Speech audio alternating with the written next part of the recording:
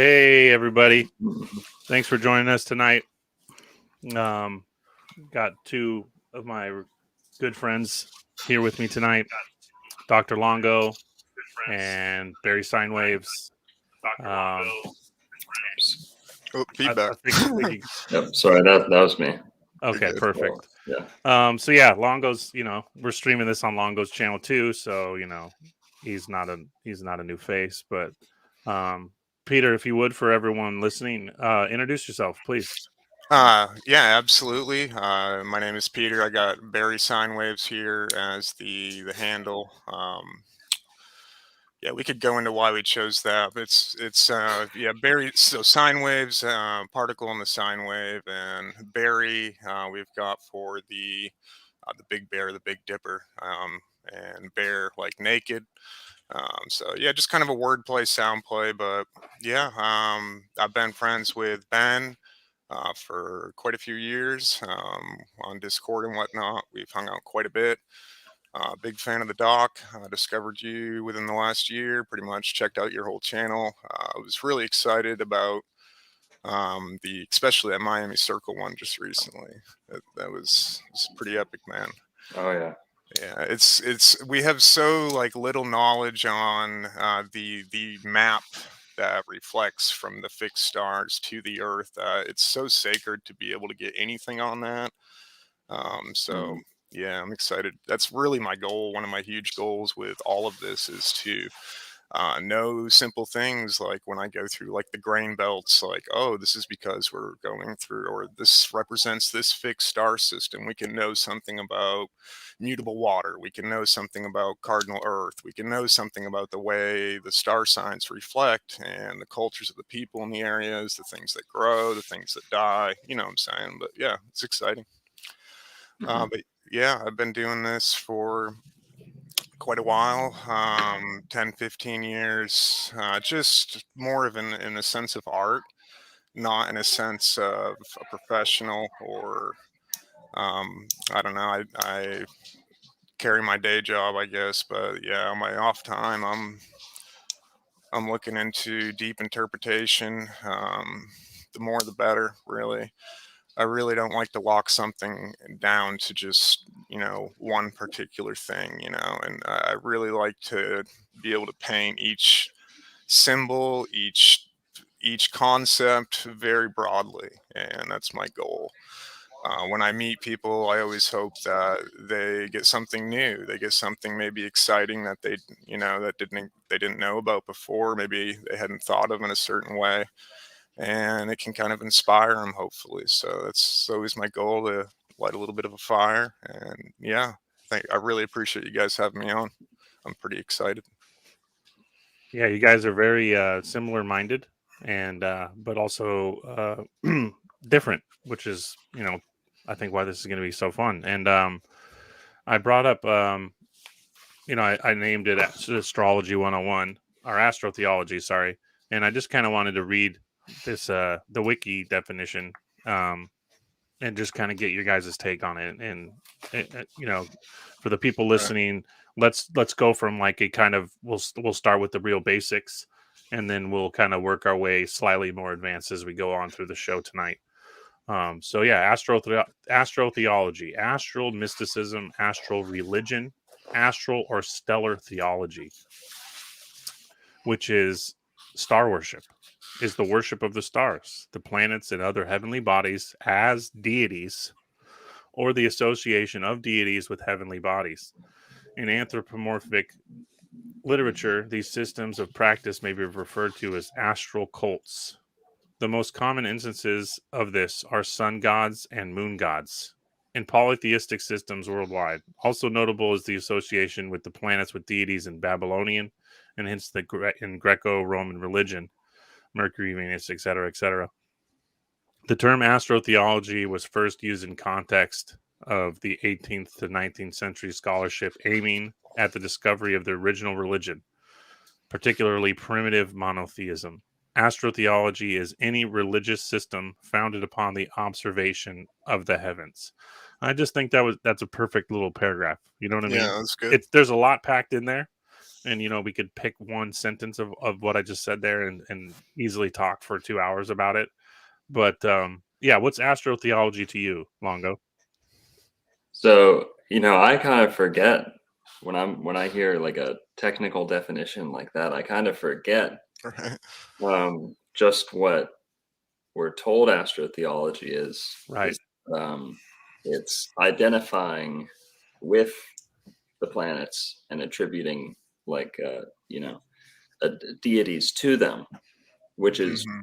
very backwards to how I learned it, which is deconstructing religion and myth and Yeah. saying, well, hang on, that's the source of this. That myth came from that.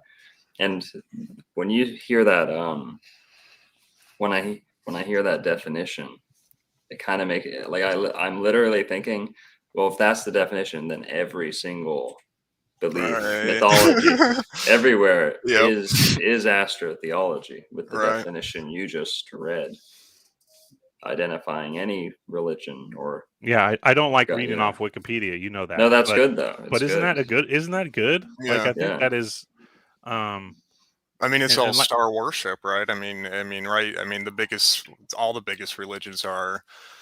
Oh man, we got the Savior born on the 25th. I mean, this is all mirroring our sun in the sky. The days get longer. This is a celebration of light. We got Mars exalting.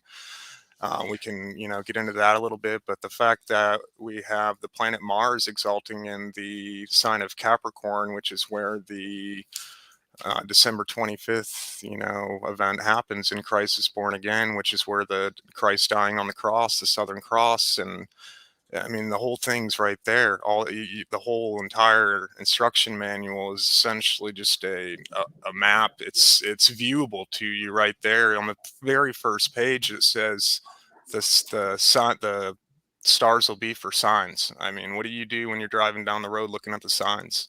You know what I'm saying? Like, I guess now we use a damn phone and just kind of tells us where to go. But Hmm. yeah, signs are for direction, they're for guidance. This is everything we ever have known has never been from the media. It's always been from the sky. That's the father. That is the emitter. It's the air and it's the fire, the two positive forces. You have the two negative forces as the ground and the water, the things that absorb. That's why we're seeing this from a perspective of absorption. We're absorbing beings, we're absorbing light. The fact that we can see the stars means we're either the particle or the sine wave, right? You're looking at one or the other, and light can be both states of itself right there. But yeah, I don't want to super tangent us. Yeah, man, it's all cult worship. You're right. Like it says, somebody who practices in a cult who, I mean, our whole system does, and it's really not any kind of worship. It's just general knowledge. Like, hey, when should I plant my cucumbers? Hmm. You know, well, Exactly. we used to know exactly what the hell a cucumber was according to the knowledge of the stars. And we knew everything by the fact that the day that it flowers, we would look up at night and see which fixed star was on the MC that day right there. And we would know that whenever this star is on the MC at night, which is your, most favorable viewing position to track things, because the 90-degree angle is only one point. You have two of everything else, you know what I'm saying, on the horizon, but the 90 degree is your only place where you can actually mark something above the horizon, and you can't see below. You've got a 15-degree hidden section on each side right there. You cannot see things. Like if something's right there in the 12th house, just sitting right there above, or in the 7th house right above, you couldn't actually look out and Mm. see that. It would be obstructed. And this is the 150-degree Luciferian angle system with the way that our vision works. This whole entire system is built of the 150-degree quincunx angle, the Hmm. inconjunct, the rarest angle of them all. You need a 3-degree window in geometry to hit right there if you want to make that angle. If you go outside of those 3 degrees, you get different polygons. So you cannot get that. So it's the rarest, landing spot. And how much can we see of the light spectrum? 3%. How much of our DNA is used? 3%. I mean, the whole thing is it's all tied to what you can see on those 100. I'm sure you guys know, like I think, Ben, is it going out? Okay, we're back. You're breaking up a little bit. Yeah. Hey, All right, Barry, I don't want to cut you off, go for it, man. but you're getting super complex. Yeah, my bad. But so to That's bring me. it back though, with when we talk about the degrees and the horizons and everything, this always takes me back to when I first started studying the gods of Egypt, right? Right. And you have Horus, the rising, right? And you Mhm. were talking about the 90 degree, which was always the 9 in the midday, which is Ra, which Mhm. was connected to the 88 in radium. Mhm. And then you have the set, right? Right. The sun going down. 7th. Yep. Oh, hey. Hi. I got a cat going crazy too. That's Um that's a kid. Nice. That's and better. so and then and then after that you have the death and the tomb, right? Osiris and the Jesus myth, the Mhm. sun dying and being resurrected. Right. This is the And wheel. before we go too deep, I want to go back. I mentioned the word cult, and what are we doing, bud? Huh? Okay.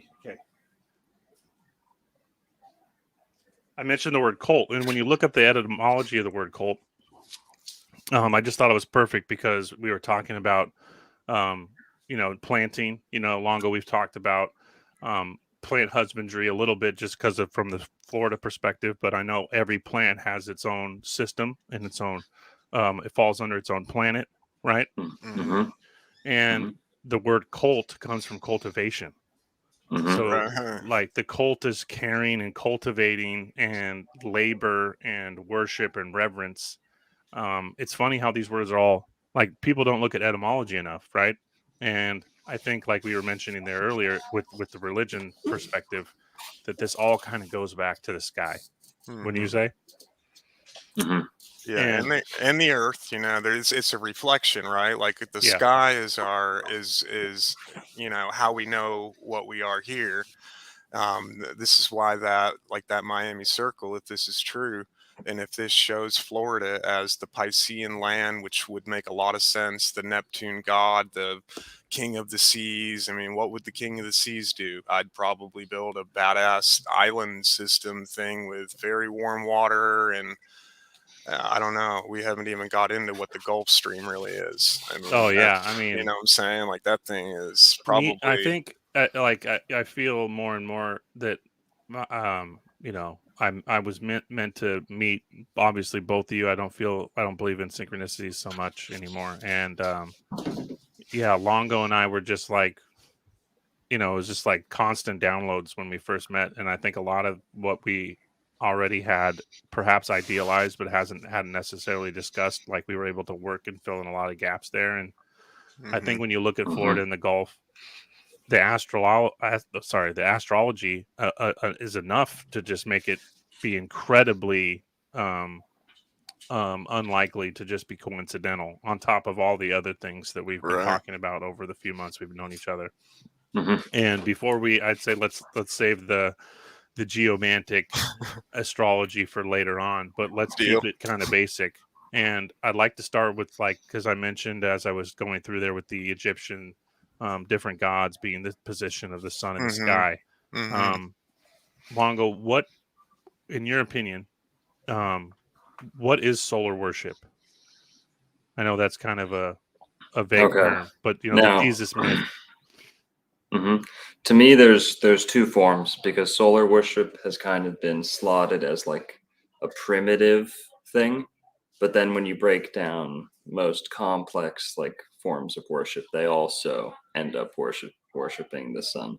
So I think there's like caveman sun worship, which is like ooh sun hot, it's Yeah, yeah. ooh like it's nice, and ooh night is bad, There's multiple and dimensions to it. there's probably some of that was going on, in some places, but every belief system, or at least the good ones, the ones that you can walk away with, instilled with virtue or goodness or these things all venerate the sun, all exalt the sun. That's not to say that's the only way these things are done. But for me, the way that I see it is, and I think I speak for a couple of my favorite, philosophers, is that the sun could be viewed as a peephole. All the stars, the I sun, love that. Yeah. could be a peephole, and this can be demonstrated in the sun and the moon. And this, this will keep things basic too, because we're starting off with the basics: sun, Yeah. moon. Hmm. What better place to start with astrology? The sun, as I've described it, is the least obstructed view we are going to get of pure divinity, unobstructed God. In all instances of God's, manifestation in most ancient religions, people cannot even, it's like, oh my God, like I can't even look him in the eye, or it'll just burn you to dust outright. And this, if anything in the sky does that, the sun. And the sun is too bright to look at. And you look at the sun long enough, you start thinking about your own shadow, right? You look at the sun, you turn away, you see your own shadow. This is this is echoed in every The myth. reflection concept. Yeah. So from there, I see the sun as the most unobstructed divinity and the face of God himself. And many people, this is why they show the sun not as the God, not as the one God. See, this is like the caveman Right. view. They exalt it as the best, God's best creation, his truest face. The best chance you'll ever get to see him and look him in the eyes. And that's why it's so hard to do. Whereas the moon is the most dense object in that sky. Now, I'm not saying you can land on it. Hell no. Yeah. But it is denser, possibly even to the level of hologram. That doesn't mean it's a projection. It's not fake. It's not, the sun and the moon are as old as it gets. All right. But the moon, being the densest object in the sky and the most feminine, shows us God's light most obstructed, most materialized, most crystallized in the sky. And this is why the moon controls what materializes here on the earth. Yeah. Right. And when you leave, when your soul, when your light, your sunlight leaves your body, it will go back to the sun, hopefully, unobstructed. Yeah. But everything materializes here through the moon, because nothing comes to fruition, like, fruition, fruit. What rules fruit? The moon. What rules, growing, gestation, incubation, these things? It's the moon. So nothing comes about except the moon. And that's the job of the crystal dense layer on the moon, is to cast a filter, which shifts that light from combustive, radiant light, into almost fermentating. Yeah, we talked where about that. Light is corroding to a lower form. And the sun is life giving, and the moon is life taking. Right. And these are the 3D printers. I love that. Swinging around. Oh, I love that. Great analogy. Swinging around up there, and you said hologram because it's holographic. And I'm very reluctant to use that word, because I don't want people getting on this David Icke. I just mean, let's say the 3D printer printer is a fantastic physical analogy, but it is printing holographically, essentially, because it's light, like you were saying. Right. We're dealing with matter, mother, but in a physical sense, right? But it's really light, right? Because everything's light, essentially. So you have the sun and the moon constantly in perpetuity, right? Creating, everything is made. You need both, right? Right. Everything is dualistic. Why do you think that is, Longo? Is that because the of the sun and the moon? The sun animates and the moon materializes. Right. So there are things that are animate that are not material. And right. There are things that are material that are not animate. So those two meet in a electromagnetic nervous system, i.e., the human body is the best example. Mm-hmm. And then you have the 7 tethers being the chakras that kind of stitch everything in between, on top, bottom. So sun and the moon being, the primary, but then this all introduces Saturn, and this is your 7 days of worship, or sorry, 7 days of creation, of Right. course, which is first paragraph in the Bible is an astrological doctrine. It's telling you the components of light. It's not a linear story. Mm-hmm. It's you can only tell a story linearly, but what's being told there is how It's light beyond space and time. Yeah. how light manifests on this plane of existence. Exactly. Yep. Well, Peter, what do you think when we talk about, I'm going to go back to the 3D printer analogy, just because Sure. I think that's like what a great basic concept, because you can really look at a physical system and see what it's doing. Right. And now we're going to start transitioning from the sun and the moon, and since he already mentioned Saturn, I think that this is a perfect jumping off point to since we are compacting a lot into a tiny segment here, a small amount Right. of time. Yeah, it's tough. Peter, why don't you give us your opinion on Saturn? So we're starting with this number 7, which 7 was like the most sacred number, obviously one of the most It's sacred my life numbers, number for right? sure. He already mentioned the chakras, and we can talk about the 7 spheres, the 7 mercurial discs. But what is Saturn, right? We're hopping from Yeah. the sun and the moon, and now we're going. We'll go from 7, and Sure. we'll work down to 1. Yeah, Saturn is our alpha omega, our terminus. Saturn represents. Saturn has a very first of all, Saturn gets a really bad rap, like a Yeah, really bad one. I me and mean, Longo agree with you. Guilty. yeah. Well, I mean, in a couple different ways. The first one in general astrology, Saturn's labeled as a malefic. The greater malefic, with Mars being the lesser of the malefic. So when and really that's just, in my opinion, that's because this whole world's weak and a bunch of sissies, and every time they have some Mars hit them, it's I feel like we're moving into such a forceful physical world. Mars is going to get pretty angry. Mars is going to be kicking and screaming. The analog's going to be really wanting to hang on.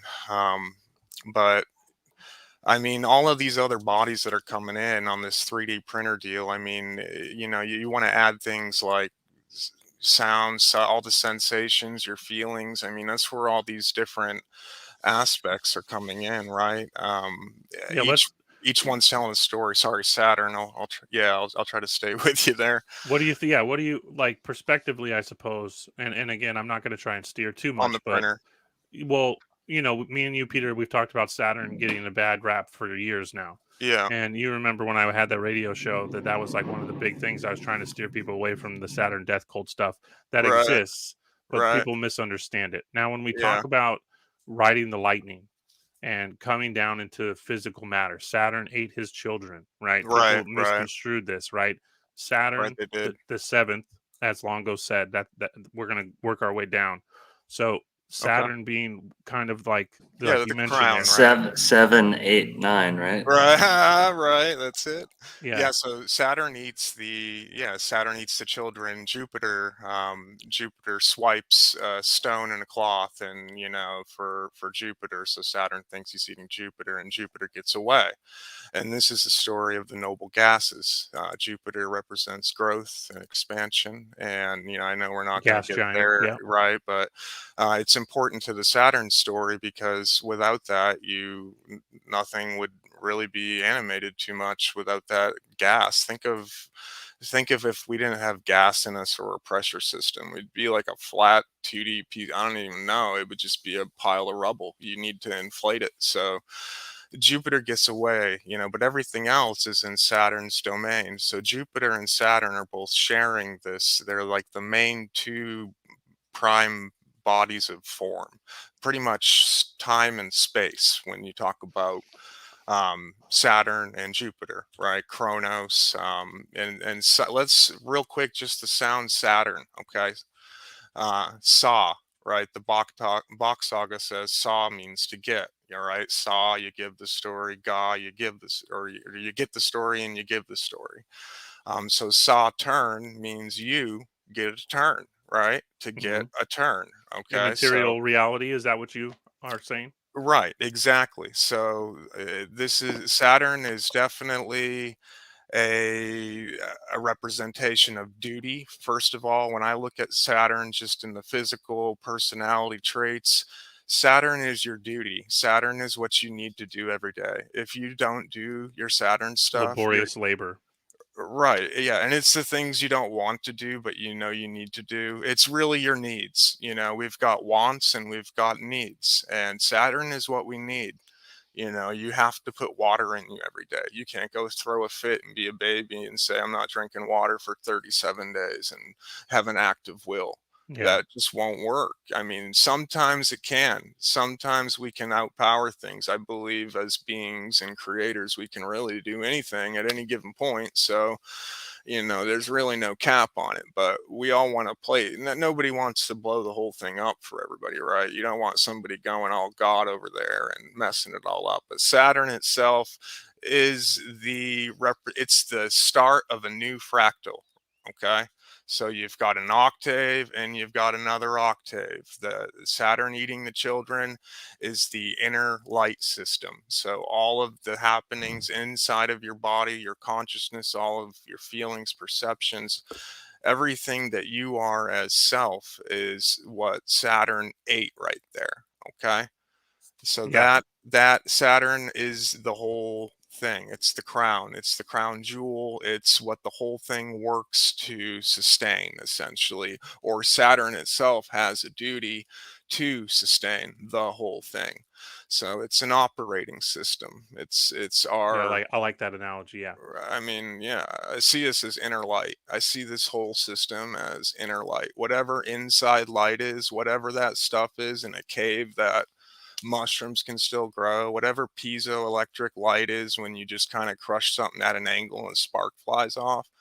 That's what this stuff is in here. We're like black holes. We're literally absorbing light. You look around and see things, you are absorbing light inside of you. You are a black hole. We are all mini black holes. We are black holes in training. That's what this whole thing, in my opinion, is you're learning how to your desire system attracts the kind of light that you absorb, right? So your needs and your wants are essentially what you're absorbing, and that's what you see, and this is the consciousness and the reality that you generate around you. You surround yourself with your, you know, you need a job, you need to support your family, you've got all these things. These are your Saturnian duties right there. And I'll try not to get us too far off. We can then I'll run it back to you, Ben. We can go into Jupiter or wherever. Yeah, I want Longo to take what you said and give Mhm. his opinions, and then we're going to go into Jupiter next. Yeah. Jupiter belongs to Pisces. Yeah, yeah. That's down in Florida. That's it. Well, Longo, we've talked a little bit about this, but I think this is a perfect opportunity to um, what do you why do you think Saturn has been so kind of misunderstood in pop culture, especially in this quote conspiracy culture that we've kind of found ourselves in? Um, what's the deal there? You know, what are people getting wrong? And you're on mute, by the way. What are people getting wrong, in your opinion? And how can we right the ship with Saturn? Because I think people's understanding of Saturn is super important. You know, Hmm. um, with my own father's passing and my firstborn, I found Saturn all over it. And I think what Peter was saying with duty is so important, and that the relations with fathers and parents and these things, um, you know, society has been driven so far away from the father. When you say, especially in America, Hmm. where the father is kind of downplayed, demonized, the percentages of households with no fathers is astronomical. Would you say there is some kind of Saturnian overlay there? And give me your opinions on it. Yes. So I mean, Saturn was not looked upon favorably in the age of Pisces. but he will be in the age of Aquarius. But he's going to have to vie for power, not intensely, but because he shares power with Uranus or Janus, and Yes. especially in the age of Aquarius, do you see Janus wearing his two faces of Yes. this guy? We can slap whatever face on there, but Uranus, not to get ahead of ourselves, but the 7, 8, 9, I think applies directly to Janus as well. Not only Saturn, because Saturn's the 7, who 8, the 9. And you guys, every little limerick and little rhyme and fairy tale that you guys get instilled in school, like the truth can be extracted from those. The nutrients can be extracted. Astrological, Yeah. all of it. Humpty Dumpty, I'm sure, we can talk about, but blah, blah, blah. I'd like to touch on with Saturn. I like what he said about Jupiter getting away, because I always advocate for heavy Christ worship, like Jupiter, Peter, Jupiter, Peter. My middle name's Patrick. My real middle name's Patrick, which is Peter. Same word. Podrick, Peter, Padre. It's the Padre. Yeah. Right. The father. So there's a war. There's always been a war. Saturn is the old father, either the grandfather or the stepfather. This is his astro-theological, mythological archetype. He is a father whose right is being challenged. So he's either the stepfather or the grandfather being replaced by a new generation. Jupiter is, and this is Father Joseph. This is stepfather Joseph. How, like Eddie Bravo says, how pissed was he? How pissed was Joseph that God came in and impregnated Maria. Yeah. I was talking about this last night. Mary, Rhea is the wife of Saturn. In the Earth. Saturn is space. Rhea is space, like area. And Right. Saturn is Time. or Chronos is time. So there's your time and space. Mm-hmm. And here we get Thor or Tor, their son. And that's the Chronos, Rhea, and the Tor. This is your creation. Saturn and Jupiter are responsible. You could also, the same way we looked at the sun and the moon as two pillars of creation. I mean, Saturn and Jupiter are kind of a separate spectrum, but it's these two pillars. You could almost look at it right or wrong, but to your point about Saturn always getting allotted to the wrong, that's not always fair, because in this material world, he does preside, as Barry said wonderfully, the duties, the obligations. Look at the word Saturn. Sad, sat, and earn. So earn means you're either earning something or you're dead in a pile of ashes because you worked yourself to death to earning things. So this is sad, earn, Saturn, and the Satyr. So it does rule procreation and the disciplinary procreation, which is something that we've, like you've mentioned, the Bach saga. Saturn is number one in the Bach saga. There is no Christ. There's no Christ worship in the Bach saga. In fact, if you decode the Bach saga astrologically, they actually exalt Saturn, and they dethrone Jupiter, and they attribute it to ego worship, because Jupiter is identified politically as the eagle in political iconography. So, and the word ego is the word eagle. So the ego has landed. Saturn's the corvid. Mm-hmm. Yep. All the crows and vultures and condors, the one that doesn't take the living but picks up. Right. So when you have Jupiter and Saturn vying for power, Jupiter tends to be a benefactor of mankind, and he will always turn a cheek to mankind, like Jesus.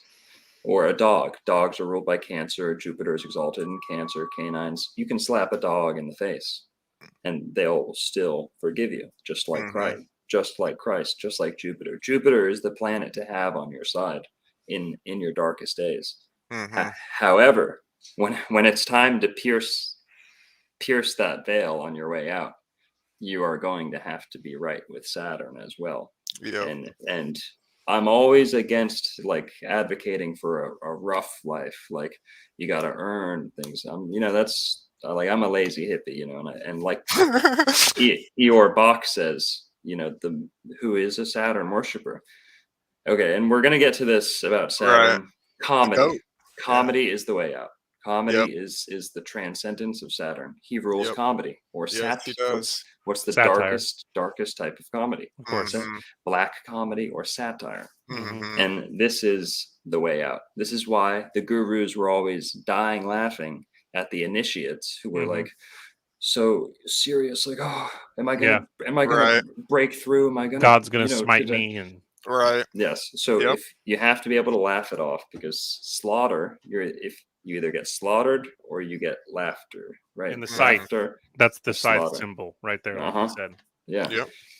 But I'd like to demonstrate this. As far as the guy that we purchased the store from, my brother and I, he is into astrology. He's one of like the few people I've had the chance to learn from, like in person. Nice.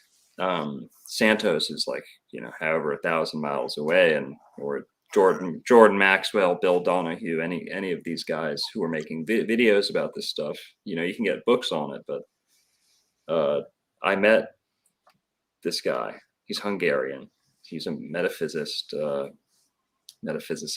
blah blah blah, all this stuff, and we would talk about astrology and astro-theology, like deep stuff. And he would always say that his master, who was like a master, lived up in a mountain. I won't bore you with the whole story. He told him Saturn is the white angel, the angel of death and life. That I love it. Saturn is the most beautiful face of all the angels, but he wears a grim reaper mask when he's down here, because that's his rule. That's his role. Yeah. He has to lay down the law. It can't all just, my favorite quote about astrology comes from a Greek philosopher who says, actually, I don't know I don't know who it is, but an ancient philosopher who said, if Jupiter were the only planet in the sky, man would have no problems and live forever, and there would be peace for every second in eternity. But that's clearly not the point of this realm world. Right. So there has to be a Saturn, there has to be a Mars, there has to be a Venus, there has to be seduction, there has to be a reason to keep you not stuck, because I'm always against this whole prison planet thing too. Of course. We're not it's stuck satire, here, like you said. Exactly. We the script wouldn't exist if there weren't all the variables possible.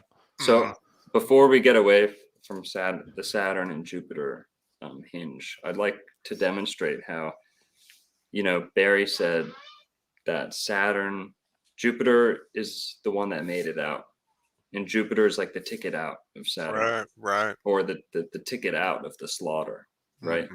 How to slip through the cracks. Now, and this whole thing about 7 and 6, which chakra is the tallest chakra on the planet?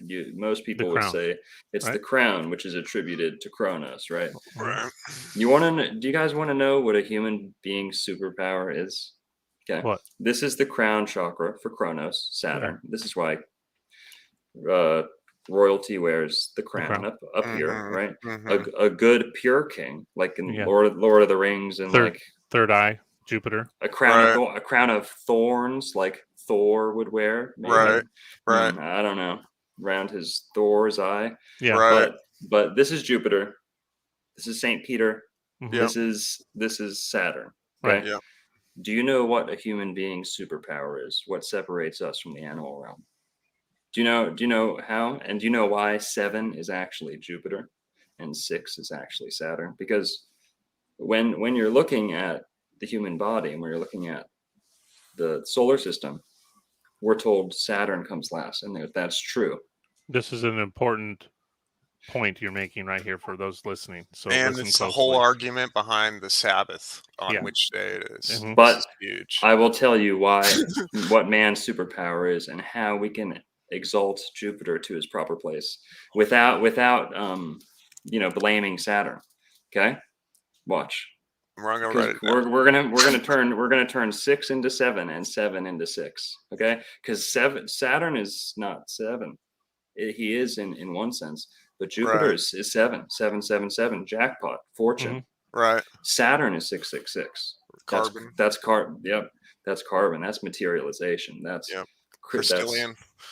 so. Yep. Not to be too pretentious or blah blah blah. Not to draw it on, but here it is.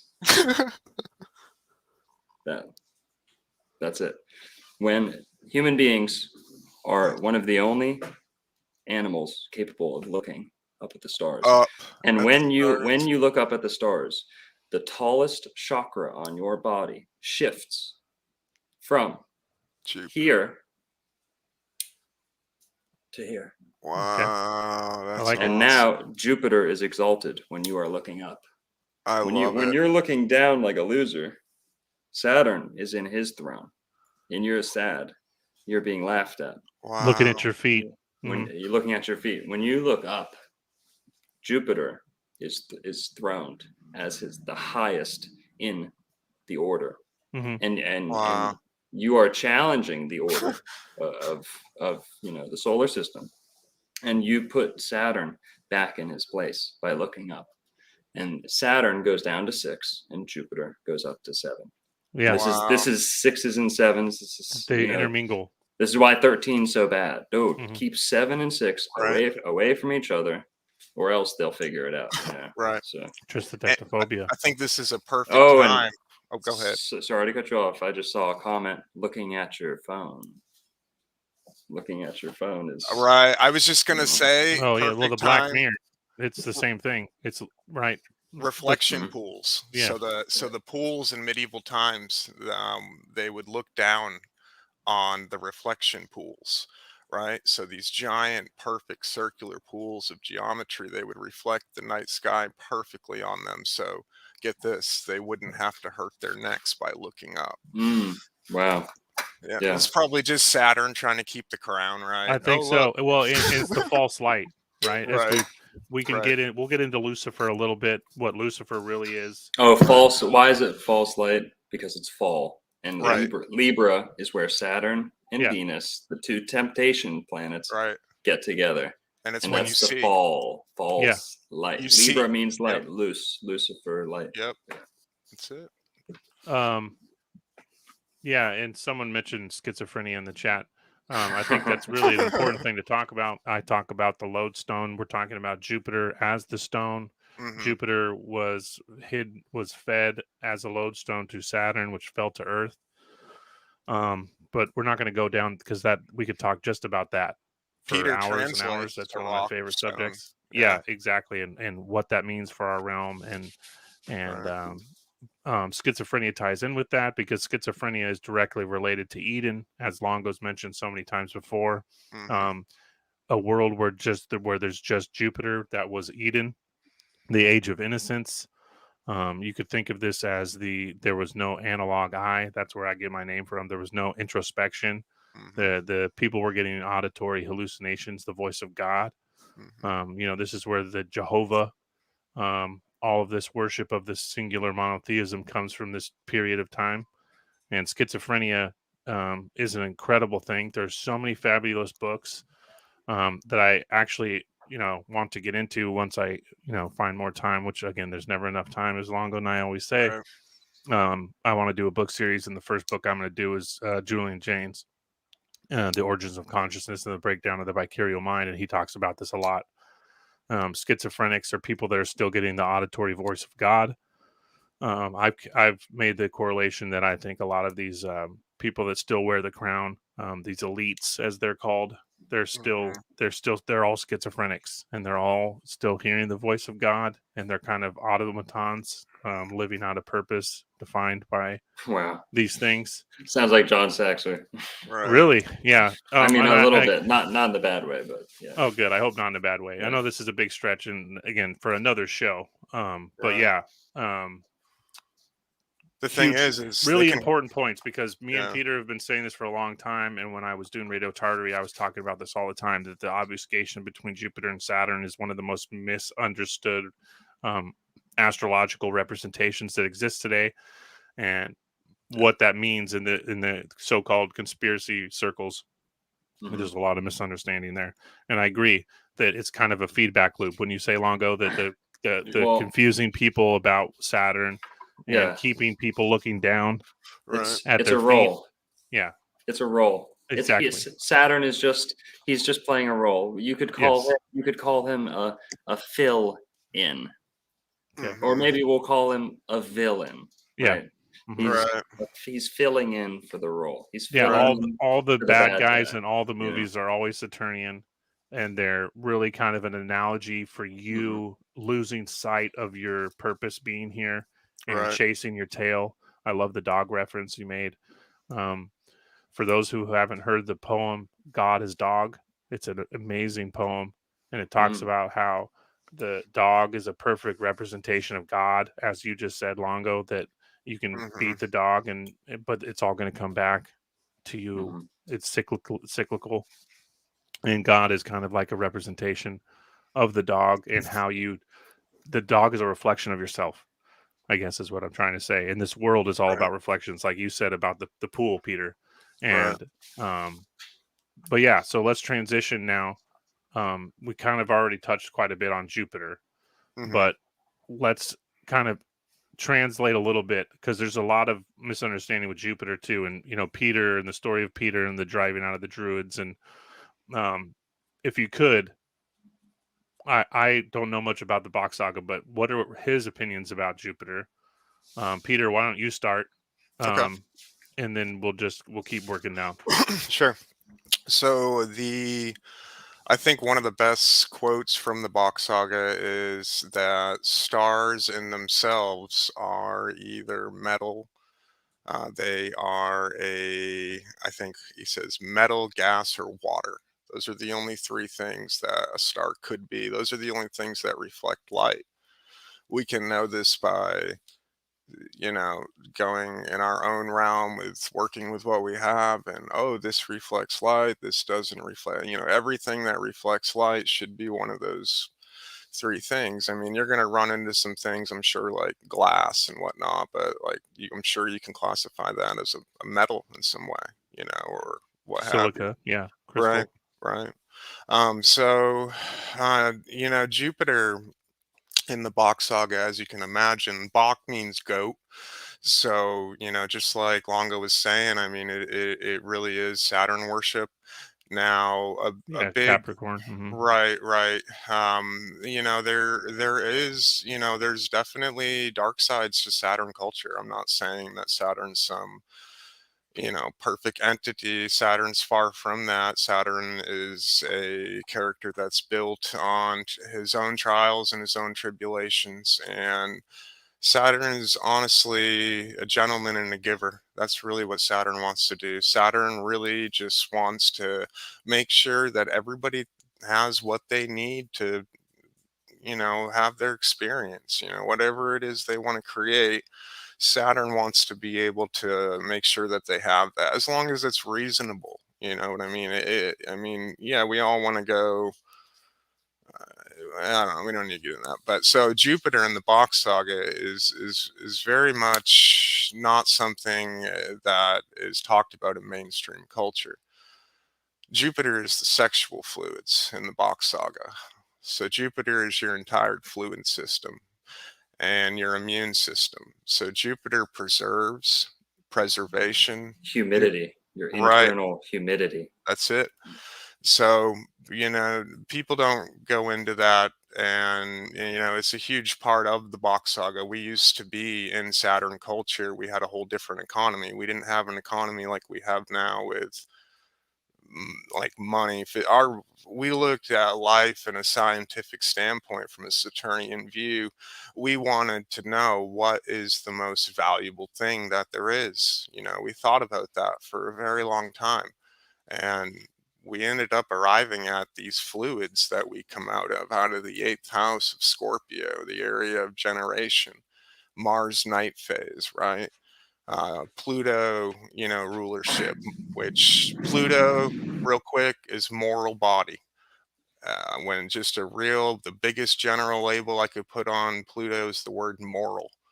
That's your most outer body, your moral body. It's defined by the choices that you make, essentially, and your intent that you have. You don't make choices with what your choices, I guess, are seemingly. You make choices with what your intent says your choices are. That will always be your choice. You will always be measured by your intent when it comes to Pluto. So you can say one thing, do another, but whatever your intent was in your heart, that's your Pluto right there. Anyway, so Well, go ahead. I, Yeah. I Go want ahead. to no, Go ahead. don't like take off once I stop, because I love where you're going. I got But you. I just have to, when you say Pluto and heart, to some people they say, well, what about Leo? Isn't that? No, because in this context, Right. how do you say Pluto in Spanish or Latin? Corazon. Corazon. Mm. It's the core. It's the core. And you know what the Bach saga says about the core. It's not necessarily where we think it is, but either way, the core and the corazon comes from Scorpio, with Mm-hmm. Pluto being its Mm-hmm. ruler and the depths of your personality being Mm-hmm. generally referred to as the heart. So And yes, right. And yeah. check this out. What is the word score? What are you doing when you're scoring? What do you even score in the first place? You score rock, right? Jupiter, Mm-hmm, Peter, right? And mm-hmm, so score P. Oh, there's P, right? P is life, pi, mm-hmm. 3.14. Just, the general awesome geometry that we're surrounded with everywhere. Then you get O. The Bach saga says O is for Odin. Mm-hmm. O is, O always has been, O always will be, and Yeah, O the always monad. was. Yeah, I mean, O is zero is then then we get into yeah, Zoroastrianism. right, Yeah, right. That's pretty awesome. I never heard that. That's pretty good. yeah. Well, it's the like astrology, and then the Hmm. zero. Hmm. It's like hello. It's Right. I see it Ma- as so picture Sagittarius. So the zero is the bow, right? The Mhm, one is the diameter. This is essentially the radii, right? So mhm, you've got the zero to the one. I thought about this a long time about the real number system to the signs and the symbols, and it makes a perfect once the choice. So this represents kinetic energy, and from 0 to 1 is the trigger was let go, right? The choice was made, and now you're going to reap the cardinal earth, the first stop, right? You get this arrow going like this, and then boom, it splits out into two, and you get essentially the first real two, Capricorn, cardinal earth right there, which is a mountain. Like you get a two going like that. And you mhm, can see where a 9, which is what they label Sagittarius, it could easily be a 0 and a 1. You could see the symbolism kind of switching. And same thing mhm, with Capricorn right there as a 10. You know what I'm mhm, saying? Like that symbol, they've masked a lot of things. This is why we can't accept traditions. We each have to be taught our own interpretation of things. I was going to tell people that one of the biggest things you could ever do with astrology, the most important things you could ever start doing, every time you have something weird happen in life, every time you have a big moment, anything big that you just tend to remember, go write the date down and the time and the location. Someday when you start seeing reoccurring patterns, or you have two or three things that are kind of like the same thing, like I almost hit a deer, or like I don't know, just something outside of your normal, right? That you feel like could be like an outside environmental influence. And so what you can do is you can look at these, and you can, some moments are rough, like we lost a very close, we raised pets rehab squirrels, right? And we had a tragic accident. We lost a squirrel, and I looked up the exact time, right? That's something that was very dear to me. And I learned so much just by seeing the astrology of that moment. If I ever have a huge heartbreaking moment in my life again, I'm going to also look at that chart. And if I see similarities between the two, like worst feelings I've ever felt, then I'm going to start to see a pattern in something. You know what I'm saying? Like, that's my own personal astrology. Mhm. You can't, like, there's not a label fits all in astrology. It's very much a self art. You I have agree. you Yeah, have and to that's why start I to was develop it, is all you have to do, you having know? both of you on was so important, because I agree with that completely. It is a self art, but it's very complex. It And is. just listening to you two talk, I can get lost in the verbiage very easily, and I'm sure a lot of the listeners can too. Um, yeah, it's so complex, and I think it's perhaps been several generations removed from the populace. When you say Mhm. Longo, and then Oh yeah. it seems like something that was very much um, human nature, like, Right, muscle memory. right, Oh Astrology was yeah. muscle memory. Now it is absolutely, I don't want to say science, but in a sense, um, it's a science now, and you have to work right. very hard and be very diligent to regain all of this information. Do you feel like there is some kind of transitory reasoning for this?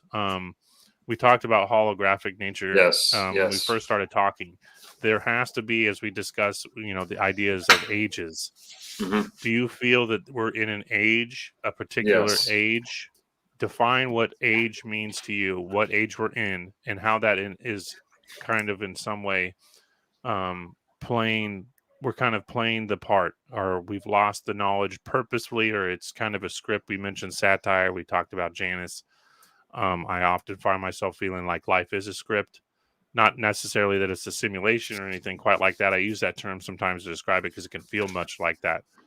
Technically you're holding the pen, right? But perhaps the paper, the mate or the mother that we're inscribing. We talked about um, Peter with the writing on the rock. What are ages? What age are we in? Why have we lost all this knowledge? Now, you can always play lots of good points in there, but Barry, real quick, said sexual fluids, and in reference to Sagittarius and Scorpio. Well, it's no coincidence. Sagittarius is the Milky Way, right? The Milky Way is in Sagittarius. So these are the creative fluids in the sky, not just in the body. But to your point, Ben, the ages, we just left an age of Jupiterianism and Neptunianism. Hmm. And this is why in this age, which you touched on with Peter and the Peter and the pagans, or Patrick kicking out the serpents. This very well epitomizes the age of Pisces, because you had Jupiterianism, monotheistic, Right. eagle worship or ego worship. Yeah. Um, The lodestone, as we talked a mhm. little bit on. We won't get too much into that, but yeah. Yeah, solar Christ worship, Hmm. venerated through Jupiterian, symbolism. And then you had a lot of occult rituals and sex magic type stuff had to go behind the scenes, Hmm. because Jupiterianism is very showy and elegant, and it's not base, it's not fornicative, if that makes sense. So a lot of things had to go underground, and Right. this is the paganism getting kicked out. This is the Neptunian subconscious techniques that would act on the subconscious in a more direct, experiential way. For example, uh, psychedelic drugs, sex magic, and all this good stuff in between is what was kicked out of religion. Whereas before, it was literally like the The focal part point. of it. Right. The focal point of religion was like the mushrooms, not to gross anyone out, but orgies and stuff like this, Yeah. commonly depicted in ancient temples, and had to go behind the curtain. So the Neptunian serpent worship, or Hmm. sex, life force energy, which Hmm. also depicted. This is the 13th sign of the zodiac. Right. Is not Ophiuchus or Ophiuchus. Ophiuchus, but this is Serpens or Serpentis. Yeah. In the middle of the zodiac, not a 13th being squeezed in. But Mm-hmm. blah blah blah. Neptune, Pisces. These are the last 2,000 years, and Christianity reigns supreme. Jupiter reigns supreme because he's the visible ruler. Mm-hmm. Right. Well, what's Neptune? Neptune's the non-visible ruler, behind the scenes of Pisces. So a lot of this stuff had to go behind closed doors. And it wasn't bad at the time. It wasn't evil at the time. But as things go behind closed doors for the last 2,000 years, you start drawing in power-hungry people behind those closed doors, Mm-hmm. and you get the power structures we have today. So 2,000 years into the system, God's like, well, hey, maybe I don't want astrology being everyone's bread and butter. Why? Because we're about to enter an age of the most clear, precise, universal appreciation of astrology, the age of Aquarius, which we're about to enter, have already entered, have been in for 50 years, possibly, depending on your interpretation. Regardless, we're about to go into Aquarius. So my view is this. You could look at it as, I'm always trying to give it a second opinion to, Illuminati, bad. Like, they hid it from us and boo-hoo. I always try and look at it a little bit more dimensional than that. Right. So the way I view it, not entirely, but the way I see it had to happen was, we're about to enter the most, as I just said, universally accepting age of astrology, and it'll enter back into common life. Thus, we had to kind of, clean out the filter that's been on the last 2,000 years, because we've been filtering out a lot of trash from the mainstream, from making it into the mainstream. So we had to sweep out the pews, and all of this astrology had to get a bad rap for about 100 years, 150 years, because it had to be out with the old, in with the new. There's going to be new systems that are not based on an incorrect Copernican model and such like that. So it's just like right now, they're going through the out with the old right now, in with the new. I mean, you're seeing we're in the time where we're doing the old to the new. Look at the old energy in the right now. I mean, versus the new. Like, it's two different worlds right now. I mean, I was born in '83. I mean, I grew up when what I call the good old days, when you could still go ride your bike 20 miles into town to get a pack of baseball cards, and I'd buy a freaking bag of chips and something dumb, and then ride 20 miles back, and it's just I don't know. It was a different analog world where it seems pretty wiped out right now. Like, kids go shoot a basketball around and stuff, but like, I'm talking you didn't want to ever be in your house, because that's where like the chores were, that's where the rules were. I mean, nature was the place. I mean, you didn't want to go. It was just, you could hurt yourself out there, so you had to respect it, but you didn't have people yelling at you. So I don't know. It's an appropriate name, Ben. Analog. That was man. It's Yep. Again, I'm just going to keep us moving along, just because it is we're going to eat up a lot of time so easily. So before we hop into Mars, I want to just talk really quick about the 2020 conjunction between Saturn and Jupiter, because me and Longo have mentioned it, but I've never really got his take on it. Peter, you were there when I was doing Radio Tartary, and before the whole pandemic thing started, I was saying we have Saturn and Jupiter conjuncting at a very potent time in history. And that conjunction has been written on every monument all around the world. The path of the pyramids in Mexico follow the conjunction perfectly. In fact, they map it almost identically. And we talked about what Pluto energy meant during that conjunction, and that Pluto often has pestilence and some things like that involved. Longo, what do you think? How was, and I'm going to be choosing my words carefully here, which is just the world we live in, unfortunately, but how did COVID kicked off at an astrologically potent time. Would you agree? Yeah, And absolutely. if you would say things are written in the stars, which we obviously I think we agree on, but for people that are listening, how was COVID written in the stars? I mean, as Barry said, Barry, You're it's good.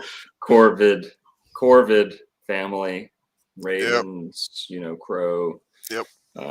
You have COVID-19. You could get in. There was a couple other number sequences before they kind of settled on the 19, but the 19 significant too. Mhm. Very significant. But it was written in not necessarily the stars, but the planets themselves. There was a Right. duel. There was a duel Of course, I agree. scheduled, right? Yeah. And Saturn and Jupiter. Many people look at it as Jupiter having a pacifying effect on Saturn, Mhm. but Saturn is not gonna just be pacified, easily. So Saturn is the opposite of that. Saturn is all about like struggle to the death. Yeah, Right. malefic. Yeah. Fighting till your your fingernails are ripped out. So Oh yeah. Yeah. so there had to be, Saturn would not relinquish power easily. Now when Jupiter relinquished power in 2012 to the official first tick of Aquarius, in some people's opinion, Mhm. you had St. Peter's Basilica in the Vatican, the house of monotheistic God on the planet. Not actually, we know it's not. We shouldn't The say that. representation. Right. Yes, Right. but in a perfect world, it is supposed to be. That's like what this is. This symbol is the Yeah. Jupiter Saturn conjunction right Yes. here. And that Yeah. everybody knows all these pictures you see with, Yeah. like, Yes. or you see just, weird shit. And those Mhm. are all planetary aspects right there. They rule the world through these Jupiter Saturn conjunctions every Mhm. 20 years. It's a mudra. This is a mudra. And what does mudra mean? Mudra means mudra or mother, madre. Mhm. So this is the material manifestation of these. You have the 5 luminaries right here, Right. or the 5 wandering stars. Mhm. You have the 2 lamps, the 2 Mhm. luminaries right here. So left hand moon, right hand sun, right Mhm. palm. Palm is an anagram for lamp. This is why palm tree, and it's the palms and psalms, right? Right. Psalms. Right. So this is the lamps, and then these are the 5 dwarfs or the wandering stars. Yep. Jupiter, Saturn, like you said. But mudra, this is the material way to understand what's up there. Mhm. Someone could figure this out just testing on themselves. They could come to an understanding of what these energies do. Yep. This is how God always puts in the checks and balances. A blind man could come to know the properties of the planets by operating on his fingers, right? Right. So Yeah, digits. So the Saturn Jupiter conjunction, and like I was saying, that for centuries it was always known as the maker of princes. What does that mean to you, Longo? yeah, sorry to skip. No, Get no off, worries. get off the initial question. We're bouncing all over, and that's the way I like that's it. It's all. okay. Yeah. It's a bouncy house. So, and what I was going to say about the basilica was planets let it be known when they're shifting power, when they're shifting the throne or the spotlight, the limelight. And in 2012, Santos Bonacci did a great video, like a whole video about this. The exact moment of like the 2012, apocalypse, all this happening, St. Peter's Basilica in the Vatican was struck by lightning. A massive, visible bolt of lightning Right. strikes the exact finial steeple of St. Peter's Basilica at the exact moment that the age of Pisces ceases and the torch is handed to Aquarius. That's nuts, huh? Saturn and Aquarius. And this is when Pope John, or the last, I don't know Pope that was here before left, and Pope Francis, the LGBT, age of Aquarius Pope, Yeah. starts filling in after that too. So this bolt of lightning, Santos talks about, and it's Jupiter is the god of lightning and thunder, and that was his last hurrah. And from 2012, you had a lot of stuff ramping up, political gears, engines moving, preparing for this 2016-2020 slingshot into the conjunction. It's almost like 2016 was a single year that lasted until 2020. Yeah. Right. And the 2020, that number, clear vision, all of these things, like that's not a coincidence. That's Jupiter. That's Jupiter right here. Jupiter made third eye. Yep. Jupiter made a comeback. He handed the torch over to Saturn, but then came around for a sneak attack with the conjunction and stole back the torch. And he said, I know it's your age. We just handed it back over to you, but I'm not done. I have some stuff to say. And this is when the truth came to light on like a, universal scale. People can no longer avoid the truth. Or, sorry, they can no longer deny the truth. They can either accept it, as many of the truthers and whoever has, or they deny it. Or sorry, they hide from it, avoid it. Right. And this is the people, the normies, the NPCs, the cronies, whatever you want to say. And the lodestone ties in with that, what we were mentioning a little bit before. I also want to get, Peter, your take on how Pluto affected that conjunction, and the energy that Pluto brings. Yeah, Pluto brings definitely right now brought a lot to this 2020 situation. We had that. So normally these Jupiter Saturn conjunctions, so they take every 20 years, right? We're hitting them. Not only is the conjunction big, but its opposition is big too, which would have put us, like 2010, 2011. And since, sorry to cut you off, but Longo mentioned 19, and that the conjunction's actually every 19 point something years. Yeah, it is. Just it's a weird thing that popped in my head. Yeah, and every time that these events happen, and we have these big events, like we had 9/11, we had the crash in the 80s, like the financial stuff in the early 80s where everybody lost their jobs, and everything went up to 20% prime rates for the 80s on home mortgages and stuff.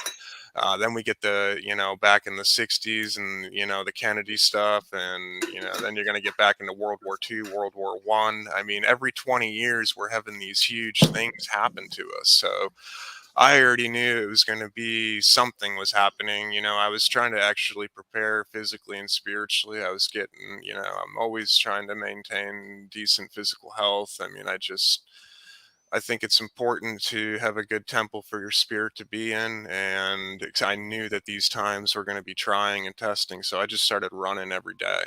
I started a little bit before this stuff happened. Actually, no, like a month after the stuff happened, because it happened in January is when the first news came out.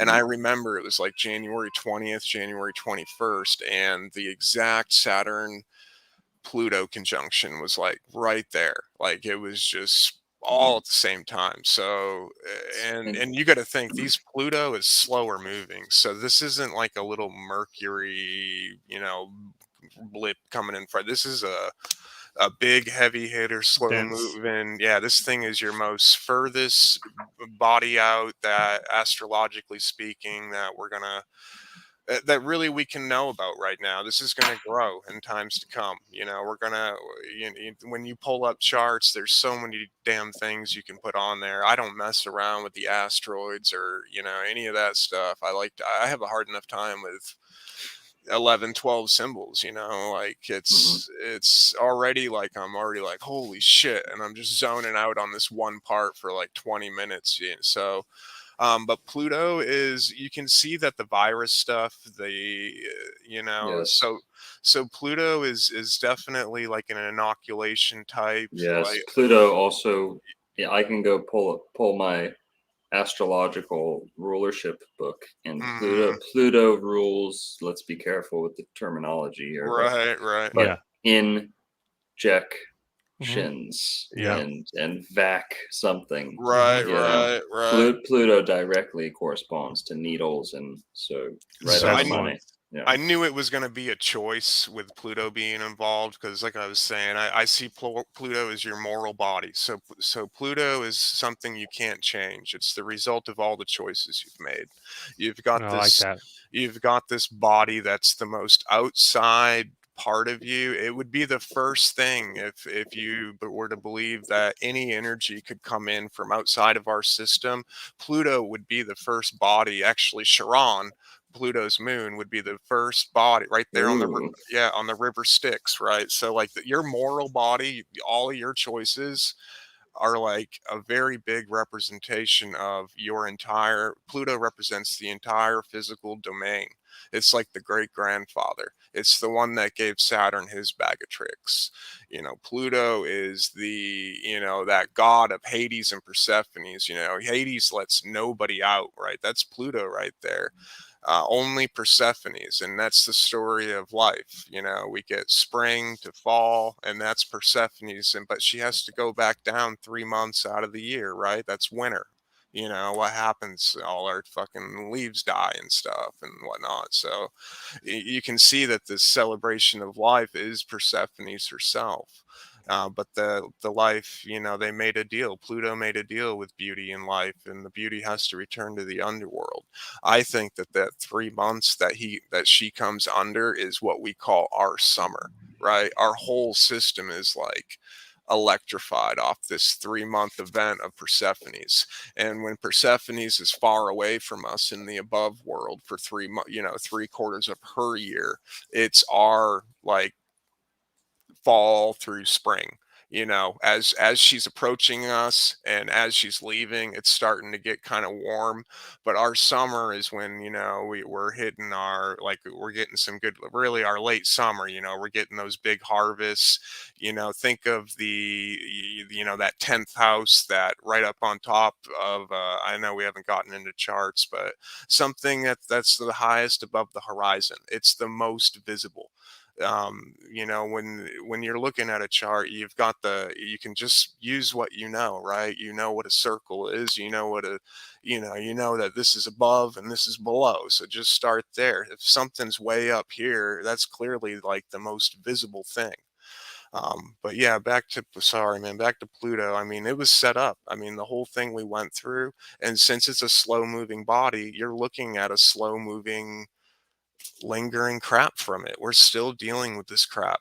I Hmm. work I work for the federal government, and March 27th is the first day coming up in 2.5 years where you don't have to wear a mask in a federal building at this point.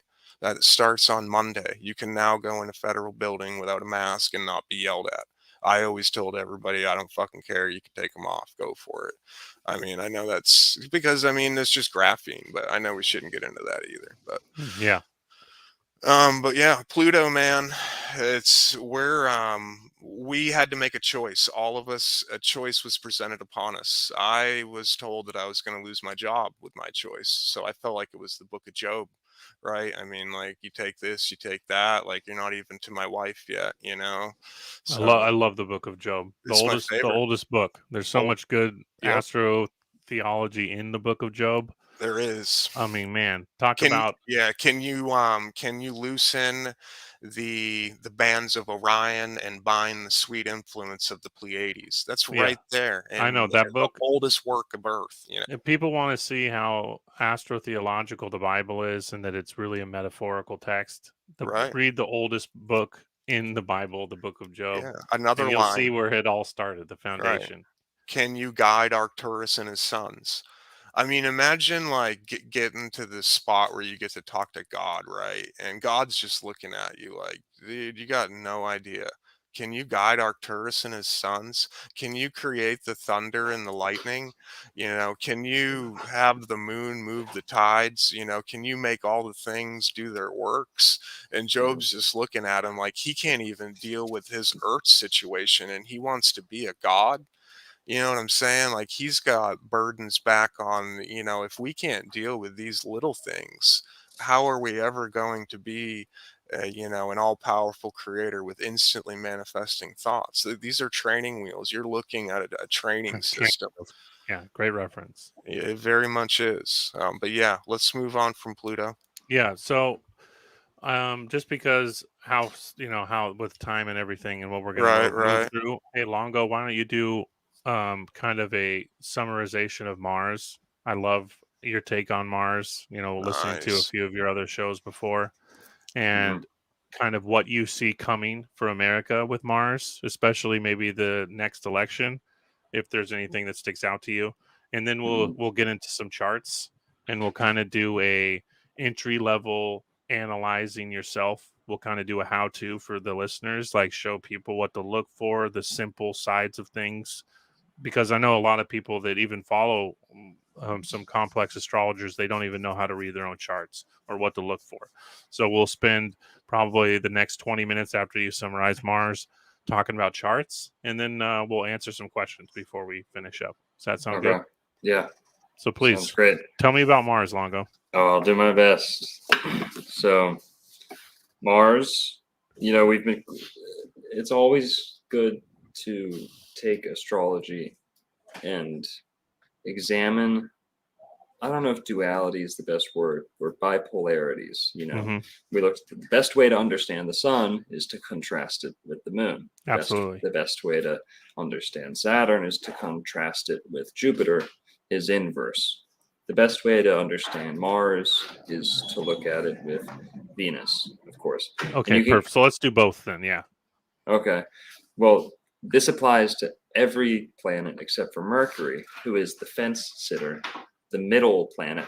This is why in almost every language, if Wednesday is middle day, Mittwoch in German, name your language. It's either Mercury or middle day or hump day, because Mercury's the fence sitter. He doesn't have a correspondent. He's the hermaphrodite.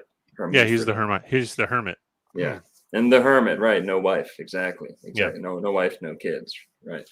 So Mars, Venus, everyone already knows who these people are. Everyone already knows. That's astrology is best taught by just showing people how they already have a full understanding of these deities, these planets. Adam is Mars. Eve is Venus. Now it's not. There's obviously more dimensions to that story. Of course. But Adam is a archetypal man. Adam what? What's the second? Adam Cadmon. How do you say that? Cadmon? Is that right? Yeah. So Adam Cadmon man. This is Cadmoon. Cadmoon. Okay. Yeah. Cadmoon. Thank you. No right. Like moon. You're right. Yes. Yeah. So Mars is man. In fact, in the English language, the angular writing system that codes this kind of reality, you have man and Mars. And if you just take that R and finish it, you have man. So Mar is man. This is mankind. This is why. Do you guys know the Pixies? Oh, yeah. You know the Pixies? You know the song, this monkey's gone to heaven. This monkey's gone. Okay, well, great song, a little astrological wisdom in there. And he not on his part. He probably doesn't even know it. Right. That's how the songs work, though. It's like you can see. I look at it like they're allowed. Anything that was allowed because anybody can look at it and get a story from it. Get some interpretation, like especially astrology. There's so much in there. But go ahead, Doc. Yeah. So in This Monkey's Gone to Heaven, he says, "Man, oh shit, I think we lost. We lost Anna. I'm He's here. back. I'm here. He's okay. Sorry. I just misclicked there. No, that's all right. I do that all the time. So, man, the lyrics to this song, man is 5. Wait. Yeah. They say man is 5, the devil is 6, and God is 7. Well, hello. Right. It's like Mars, Jupiter, Saturn, Mhm. and as we just explained earlier, the 7 and the 6, blah blah blah. Right. But this song is called "Monkey Gone to Heaven," or "This Monkey Going to Heaven," or something like that. So it shows you the hierarchy of planets, life forms, etc. God is 7, man is 5 is the takeaway from this. And this is why Da Vinci shows you man as 5. This is why man and woman will always be referred to as man. It's not a sexist thing. It's because we take our form from man, the pentagram being Mars in a sense. The cube is Saturn, right? We've talked about because it has 6 sides.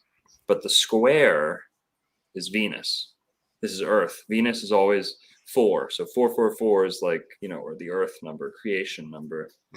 4 is Venus. It's even. All even numbers are Eve. Venus, feminine. So Eve would be 4 in this sequence of numbers. Man is 5. This is and then woman is man minus 1 appendage. So not to be lewd, but that's your 4. Yeah. You're minus a Right, limb, right. minus an angle, minus Right. minus a face, so to speak. So 5 is iron. This tells us the constitution of the human body. Mm. It's provable. In the blood, right? The redness. Show me a person that bleeds copper, and some people do, but then I'll understand. Then I'll believe you if you say men are ruled by Venus. Well, technically, Ben and I both bleed copper. We're both A negative blood. Is that right, Ben? So is Longo. Damn, is that a triple whammy? So Oh, wow. We've talked about and the that blood is type stuff a little bit. Yeah. You're right. Wow. I almost worked in there that me and Ben do, but I didn't want to assume that you didn't. Wow, Because that's great. That makes me just that's A great. negative blood does have the most negative polarity, the copper polarity. The blue blood, it's the Cro-Magnon. Not to be blood supremacist or anything, but it's the Cro-Magnon blood type. I see what the real show is now. Yeah, people shouldn't get hung up on that because just like every mineral, all the blood types all have very, very important and specific roles. Right. And polarity is it's this is something as well as astrology that I want people to not get hung up on, not feel positive or negative, and just understand themselves. Look within and study your blood. I made big dietary changes based on blood type, and when I started studying blood type diets, it really changed my life. You can see in my charts that I'm just the way I was born and the stars I was born under. I was kind of doomed to have gut problems, and realizing this and addressing these things. These are why we're doing this show, is helping people see that there is a blueprint to your life, right? And the more you can understand it and work it into your life, the it's kind of like freeing, and it's very empowering. And and the reason I suppose it will kind of hop from Venus and Mars, even though there's a million more things we could talk about, and we're gonna have to just for time's sake move on from there. The red planet, the blood, iron, and we Mars mentioned the bleeds red. Yeah, we mentioned the lodestone a little earlier, and how there is a very powerful relationship there between Jupiter and Mars. But yeah, Adam and Eve, I love that. I think that's a perfect place to jump off and leave people. If we do this again, which I hope we can, we'll start right back there. We'll do it again, and Mercury. Exactly, because I think that's a great, perfect place to pause. And no matter what, if some people don't join us for round 2, I want them to leave here with some chart, how to do charts. I just chose astro charts just because that's the best one that I've found. I like their graphics actually. It's easy to use, and it's the best because some of these websites really suck on your phone. So that's the one I like because it works really well on your phone. So if Longo, if there's a site you prefer, by all means, shout it out now. But I'm going to pull up a chart, and since we were talking about overlays in blood. Mm-hmm. My father passed away many years ago, and his birthday was just a few days ago, Okay. yesterday actually. And my sister had her second child, a daughter, on my dad's birthday. Wow. Well, And so I thought this would be perfect timing, since we had the show already planned, to go over her chart. Yeah. And we can kind of talk about what you guys see and help people understand how they can kind of walk away after this episode Right. and maybe go on a site like this, put in some information, and start um, analyzing themselves. Right. I'm sure that this isn't probably new to everybody, and that's okay. To each their own, and whatever they take away from it is Mm-hmm. that's their own thing. So yeah, I'm going to present here. Okay. Excellent. Bup, bup, bup, bup. Yeah, you'll see things too, like in certain like families. If you start looking at charts, you'll notice like, oh, like for example, I have a bunch of Pisces and Aquarius, Capricorn energy around me. I got all this like wintry kind of emotional, watery, a lot of Aquarius kind of, you know, I don't know, can be a nervous creature, which as a Taurus tropical sun, I can be some grounding for her for that and stuff. We're a good complement. I look at potentially the perpendicular, relationship to something as true opposites as a perpendicular nature, because you're really going in like, wow, is this the chart? Okay.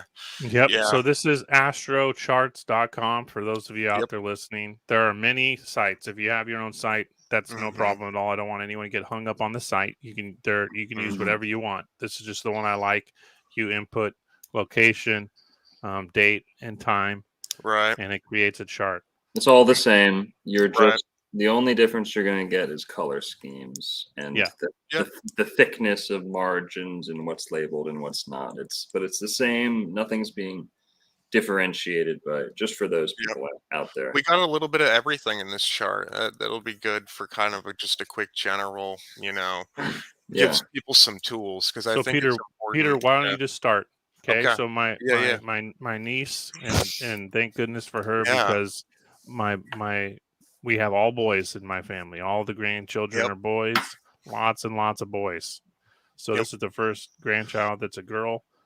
Right. The grandparents couldn't be happier, Right. and she was born on my dad's birthday, and so This that's just is that's all I just already. crazy Right. Right.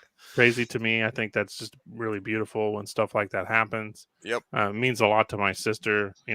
Um, yeah, I don't want to get too You're good. personal, but S- So yeah, yeah. it means a lot to the family. With my father being gone, and Right. he would have been 71.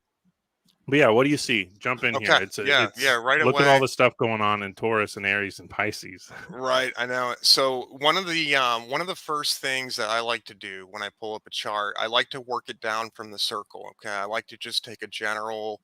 Do I see any kind of geometry? All right, I like to Yeah, start there. man. Right. So right away, you can see you've got a star right here.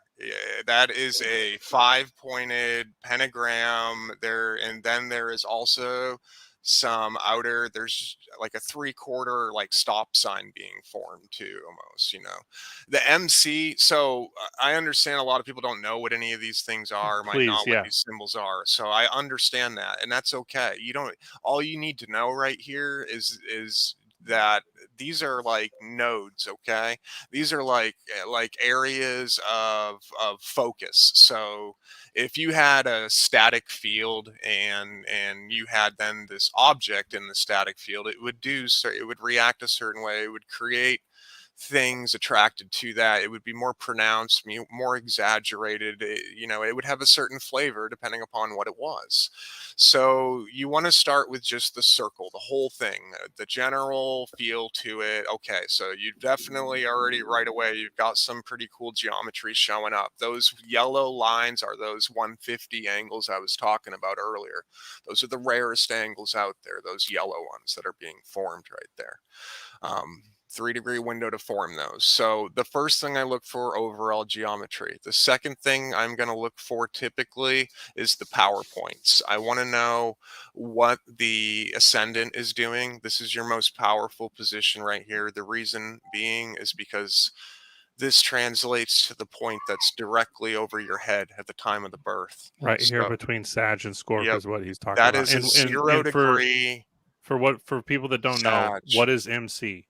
MC is the midheaven. Okay, Midheaven, okay. it's like medunnial coloi or something like that. I don't even know what the Latin, but it's your midhead. That was the position I was talking about. It's your most heightened above the horizon, the thing that's the most visible, Highest right? point. Yeah, and it's what you're heading towards. Okay, these are the two most potent points in terms of just raw power. Okay, raw strength, in my opinion, are the ascendant, because this is directly overhead.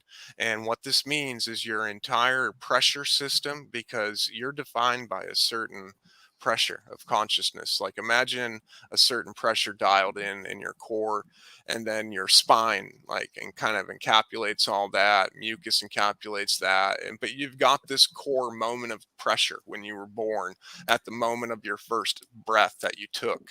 That's what this is all measured by. When they write down on the birth certificate, that's when you came out, they clip the cord, because you're still breathing until they clip the cord, right? You're still on the water system, right? You got to go through the baptism. So they've got you, they cut the cord, and now you're on the air system. That's when you're now cut off from your mother. So the moment that really the placenta is freed from the child, that's the moment where it's on its now life support system of essentially the oxygen, the air, the nitrogen, everything you're taking in, like that you couldn't go without for 30, 45 seconds. I mean, people can hold their breath a couple minutes, but that's the first thing you need right there. Next is water. Or, I mean, I suppose there's some other things in there, like, but your breath, Weed. yeah, weed, right? So in the future, right now, we can only know things by the most calculated and dialed in we can get is the minute. Okay. So I know I'm born at 7:04 p.m. All right. When I know my minute, when you know where your minute placement is on your chart, you can then know the fine position of your fast moving bodies that are in your chart. Some of these things, they move, very quick, right? The sun's moving, it goes around that thing once a day, right? And essentially that whole wheel is also moving. Okay. So really the sun's only moving 1 degree in a day. Okay. So it's just gone, the whole thing is doing So that's, yeah, sorry to that's a cut you host. off, Peter. You're good. You're good. So the sun in Pisces, Yeah. Yeah. right? The sun Right. is the sun right here for people. The sun is this monad here. Right. Give the people Yeah. a little So breakdown of the sun in Pisces. the sun is always a very, big thing, because it's our personality, it's a luminary, right? Our luminaries are really big because it's how everything reflects in, and it's how you translate it to the world around you. So yeah, Pisces sun, whenever I always want to see, like, where in this, I mean, that's 30 degrees of space right there. You know what I'm saying? There's what they call deacons within each sign. So each 10-degree section has a deacon, and it's ruled by a certain section of the element. And you can know what the deacons are without memorizing them, because it follows the way that the zodiac works, right? So each sign, the first decan always starts out with the sign that it is. So, for example, Pisces, the first 10 degrees, Jupiter rules Pisces. That's a 10 degrees of Jupiter stuff, right? The next 10 degrees is Cancer energy. So we would have a very moon type energy. The third section of 10 degrees, which is where the sun is right here, is contained within the Mars decan.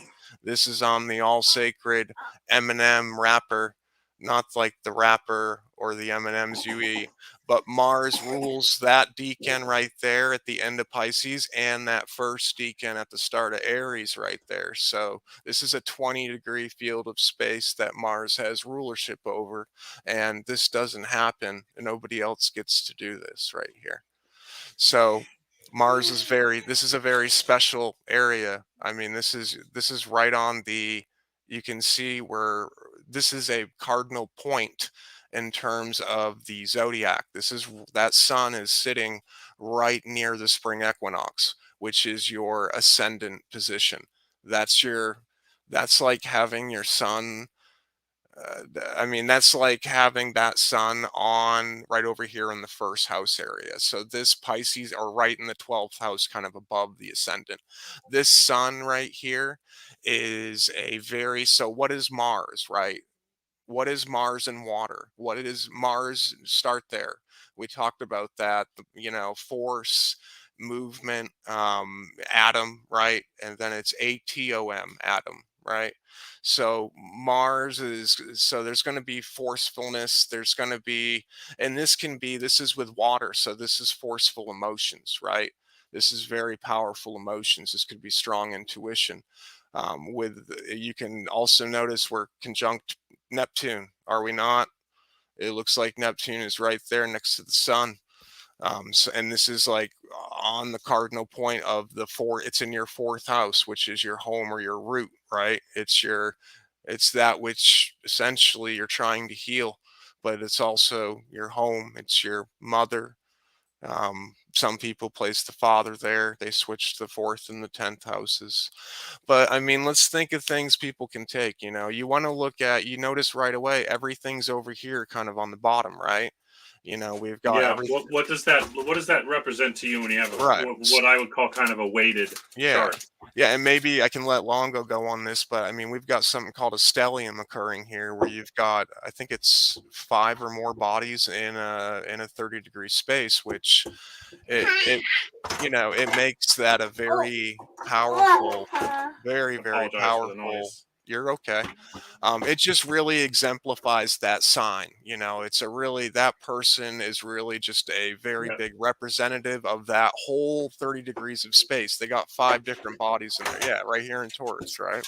Hmm. Look at, and Venus. So right here, right away, seeing Venus in Taurus and seeing the moon in Taurus, this is huge. You want to know why this is huge? Because Venus rules Taurus. That is a very, very, very strong day ruling Venus. This is Venus, and its most powerful house is Taurus. And this is where the moon exalts, in the house of Taurus. So out of all the 12 signs, there's one house that, when each body has their own special place that what they call they're exalted in. And when you're exalted, you're supported by all the other planets. They all know that this is your time to shine, and they're all doing whatever they can to support you. Mars is feeding his strength. Mercury's feeding his communication, his commerce, his exchange. Mercury is just basically exchange. We exchange business, we exchange information, communication. I mean, Mercury's a lot of things, honestly, but one of the things being exchange. So yeah, Longo, what do you see? What stands out to you? I know you can look at these charts and there's just like things pop up. Tell me what you see. You're muted, by the way. And then Okay, gotcha. can you tell me about the moon? Sure. So viewing a chart, quickly, a good musician can sheet read music, right? He doesn't need to know the song. right. So you don't get that type of familiarity by memorizing each degree and each minute detail. You get it with a basic correspondence and a series of basic correspondences. Yep. So Santos Bonacci, hey, he's not the only guy that I listen to, but when it comes to astrotheology, he's the number one on the internet. No mistakes about that. So he describes how his father, or perhaps his grandfather, I don't remember, would do birth charts casually and had no formal knowledge of astrology. But by looking at enough, this is common, especially with agriculturalists, to be looking at flipping through zodiac, natal charts, for hours. Used to be a common occurrence for agriculturalists, farmers, people like this. So they would look at charts, not only for people, but a time of year and when to do this and that. You'd cast a chart, and they would have to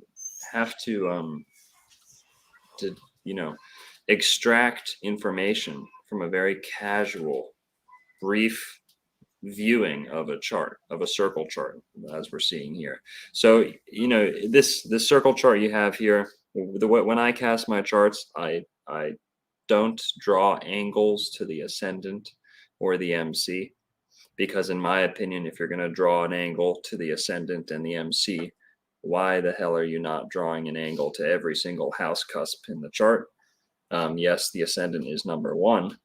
Yes, the MC has an influence, but every house cusp would have an influence, and why not draw an angle? So I don't draw an angle. It makes the chart too messy, and you don't get these shapes.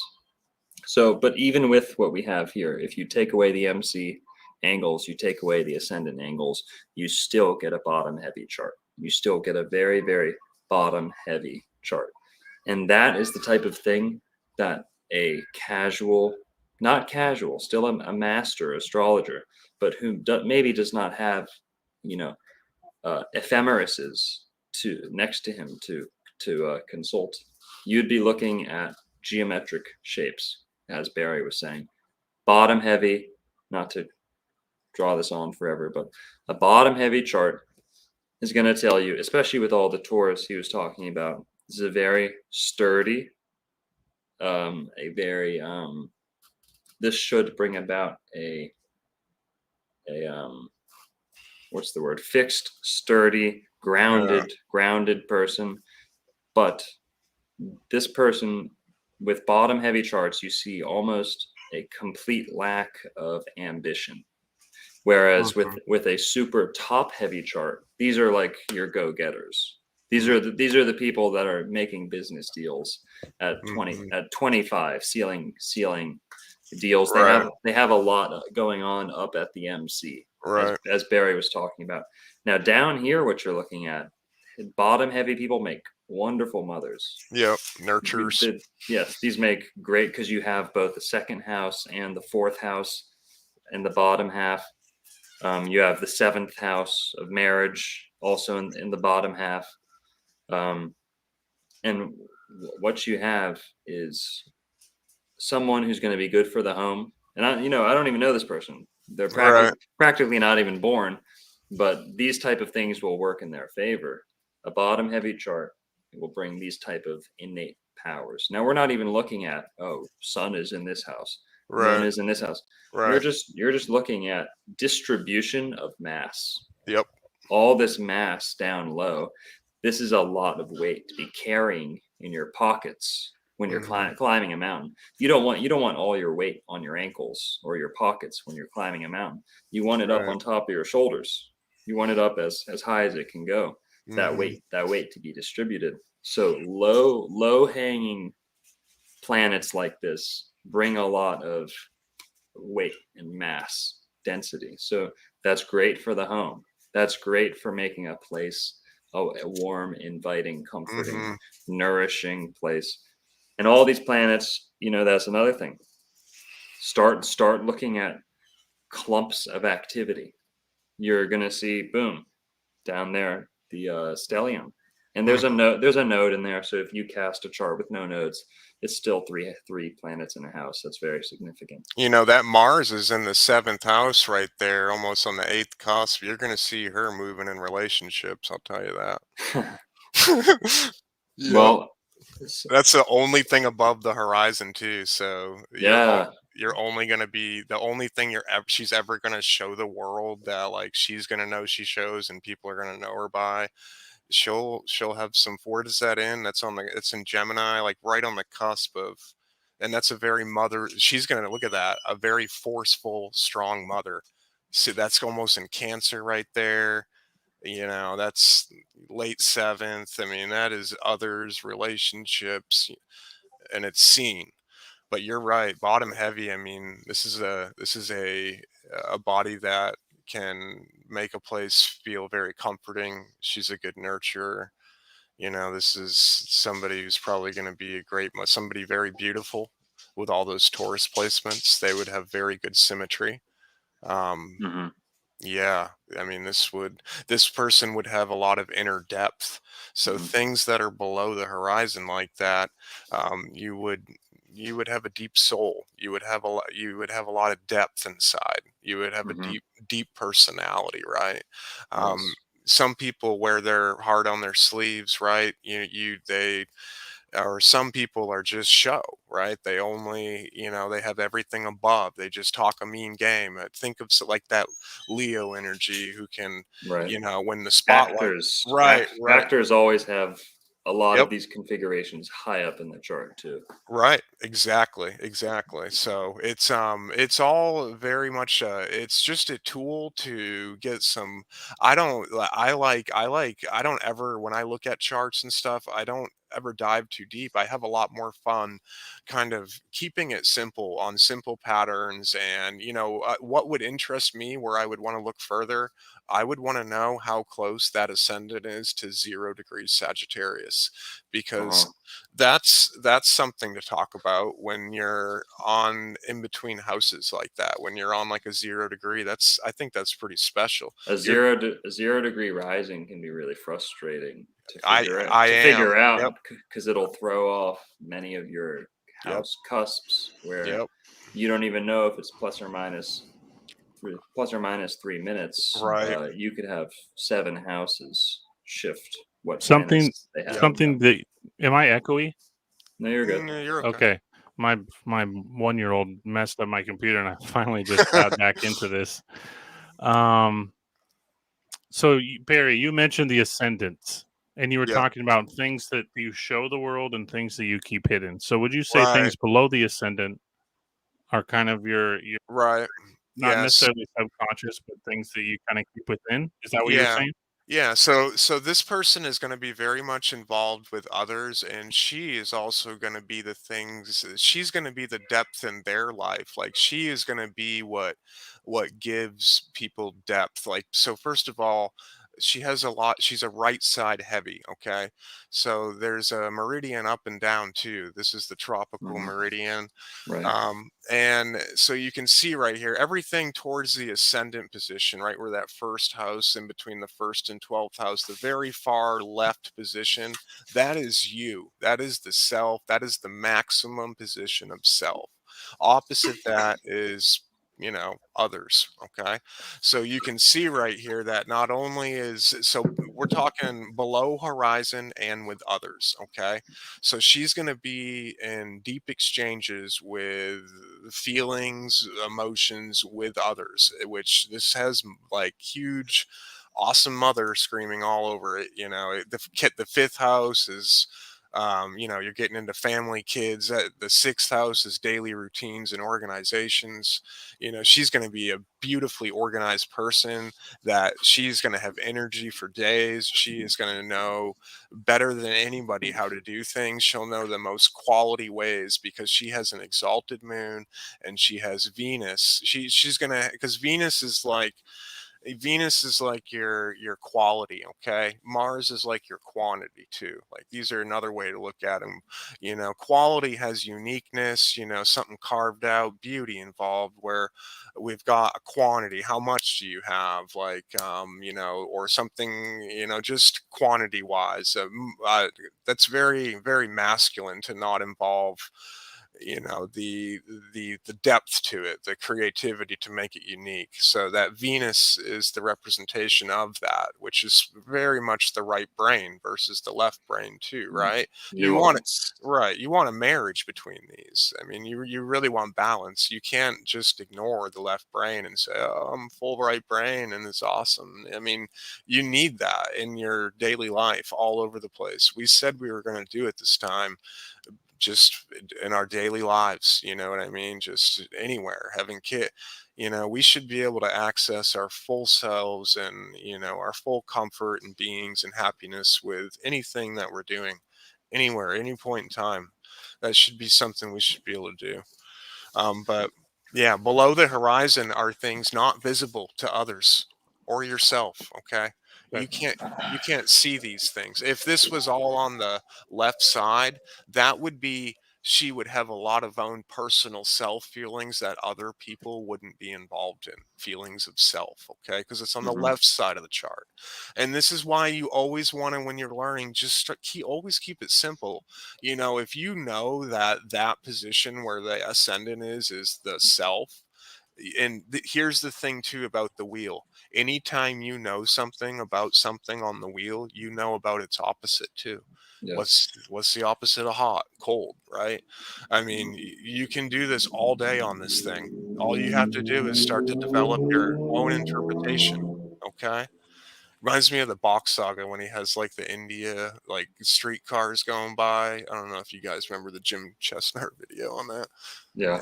Same sound.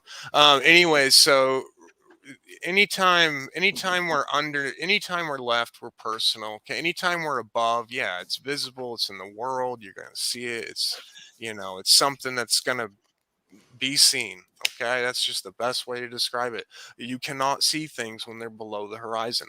That's part of you. That's part of the inner depths of you. That's your feelings, your thoughts, the way you think about things, everything over there, like the second, third house, you're in big, like, think of the way here. This is the best way to look at the house system, in my opinion. A seed, okay? A seed at the ascendant, the very first position is it bursts from the seed, and you've got a sap, like a little sapling that shoots out, just a little shoot. Okay. Very vulnerable, right? Things love to eat that crap. Our whole system is made up of creatures that love to eat baby things, veal. I mean, we could go on for days. I'm not gonna, but so vulnerable state of vulnerability comes with that position right there because you're brand new, just came on scene, right? I just popped out. Oh, cool. Hey, what's up, man? Oh, don't wave to that one. That one's gonna eat you. That's your world you're in at that moment right there. It's kind of new. You're vulnerable, but you don't really know it too much yet. You start things surprise you right at that moment. You're like, oh shit. Like you start to like things start to kind of so yeah, the seed grows, all right. As we go down, right, this moves counterclockwise. So you're gonna go to that 9 o'clock position on the clock, which is what they call the ascendant, and you're going to go counterclockwise, and that's the second, third, fourth, fifth, and it goes all the way around to the 12th. So the houses 1 through 10 is the plant growing all the way to full maturity, and then it contains its fruit. In this state, the 10th house represents the past, the present, and the future all in one now. When you have your fruit, when it's hanging there, that's your future, right? But you came, from your roots, from this other seed. I mean, you've got your past, and you are the damn now. It's like you've got the future generation right there with you. And this is very much what that 10th house represents. That position is everything you're headed towards. I think that's your intent, truly, in an electromagnetic fashion. Your intent is lined to your MC. And people see that, right? People know what you're, I mean, if anybody's ever paying attention, it seems like it's fairly easy to see motivate, maybe not, maybe it's just my energy and I think it's easy, but yeah, I mean it's I mean people hide, they mask stuff, and that would be a being, that like right here, she's not going to show a ton to the world, but that doesn't mean she's not going to work hard and do a bunch of shit. And that's the thing too, a lot of people don't understand, well, what happens if I don't have anything in this house? Does that mean like I don't have a mind? No, that doesn't mean you don't have, if you have nothing in the third house, you don't have a, and if that's the mind, then you don't know. That's not what that means. That means you don't have any human filtration objects sitting in there. No, you just have a nice, free, beautiful space to work in. That's Virgo, Libra, whatever it is, right? You just take those fixed stars are plenty. Trust me. One of the first things I look for in everybody's chart, because I just know that I can just right away show them that this shit's true. I go find Al Ghul. Yeah, you go find 26 degrees Taurus in every single chart, and you start talking to them about pain and suffering. And you could lay the body out on this thing, and you could be like, oh, how's your knee? You know what I mean? And because Yeah. Al Ghul's right there. Something's going on with the knee. I mean, or whatever. I mean, it's yeah. And I'd love to talk to you about that. Al Ghul, do a whole oh, it's page on that. yes. I have Well, I don't want to Sharon cut you off, junk Barry, that. but You're good. You're good. I um, know. We got to do questions, right? well, Longo posted a good one, and there's a few little ones I kind of want to talk about. But before we do that, I want both of you to share a book or a website that Sure. you feel people could go to pursue deeper understanding of these things. Okay. Sure. Yeah. If you have one on hand. I'll go first. So this is a good site. Astrocharts. No complaints with this site. Yep. My go-to site, because I personally agree with their color coding, like to a T, is Astrotheme. Okay. Astrotheme. They have Jupiter is mint teal, Venus pink, Mars red. You know. Nice. So I love their color coding. For me, that helps immensely, and I think it helps people understand the personality of each of these planets. I mean, if Venus is pink, hello, that's gonna save you a lot of headache. You know, if Mars is red, Sun is orange. These are the correct correspondences, and to have them there along the learning process is good, right? Because the color is the mood, and vice versa. But what were we talking about? I'll pick a book. Like, yeah. Okay. Sorry. Or a site or both. So I say, Astrotheme is what I use. My go-to site. As for books for beginners, the